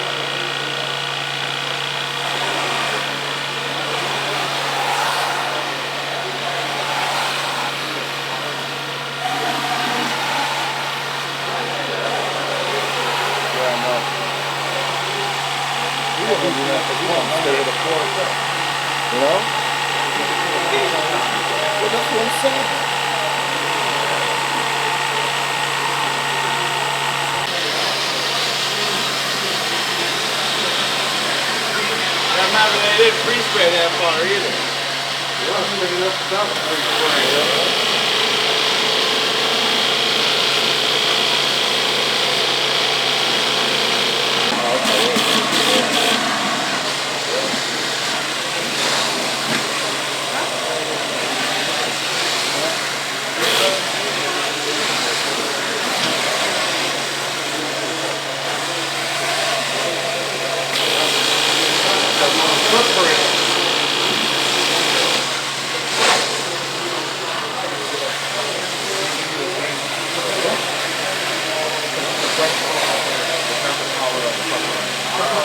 Have to be the perfect cleaner available machine, that's all. Let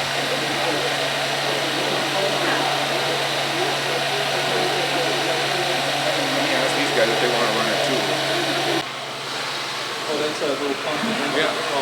So it's working off of this. It's not even working off a truck. What kind of PSI? So, Fresh water? Oh, it's not even that. It's adjustable, right? yeah, it's adjustable. So if you do like a high rise or something, just take that with you and a portable, that's it. Now, what's your truck at? What PSI is that truck running? It was 1,000, now this is 1,200. Yeah, if you need a pump out there for the portable, want to? Pump out? No, but It helps. You don't have to have it, No. but you have to take Yeah, because if you're in a high rise, the area is probably not that big up there. You know, they got a little interior bathroom, it's not that big anyway. dump it in the toilet. So I suppose you couldn't use this with a CFR machine. Oh,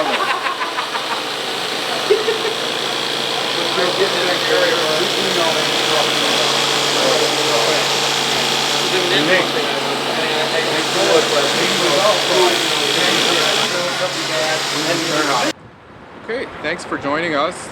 Now the class and I are going to watch the marble light finishing video, and then we're going to watch the marble medium to heavy refinishing video. If you guys need to purchase that, you can buy it from us. We really do appreciate you purchasing this tape, and thank you very much.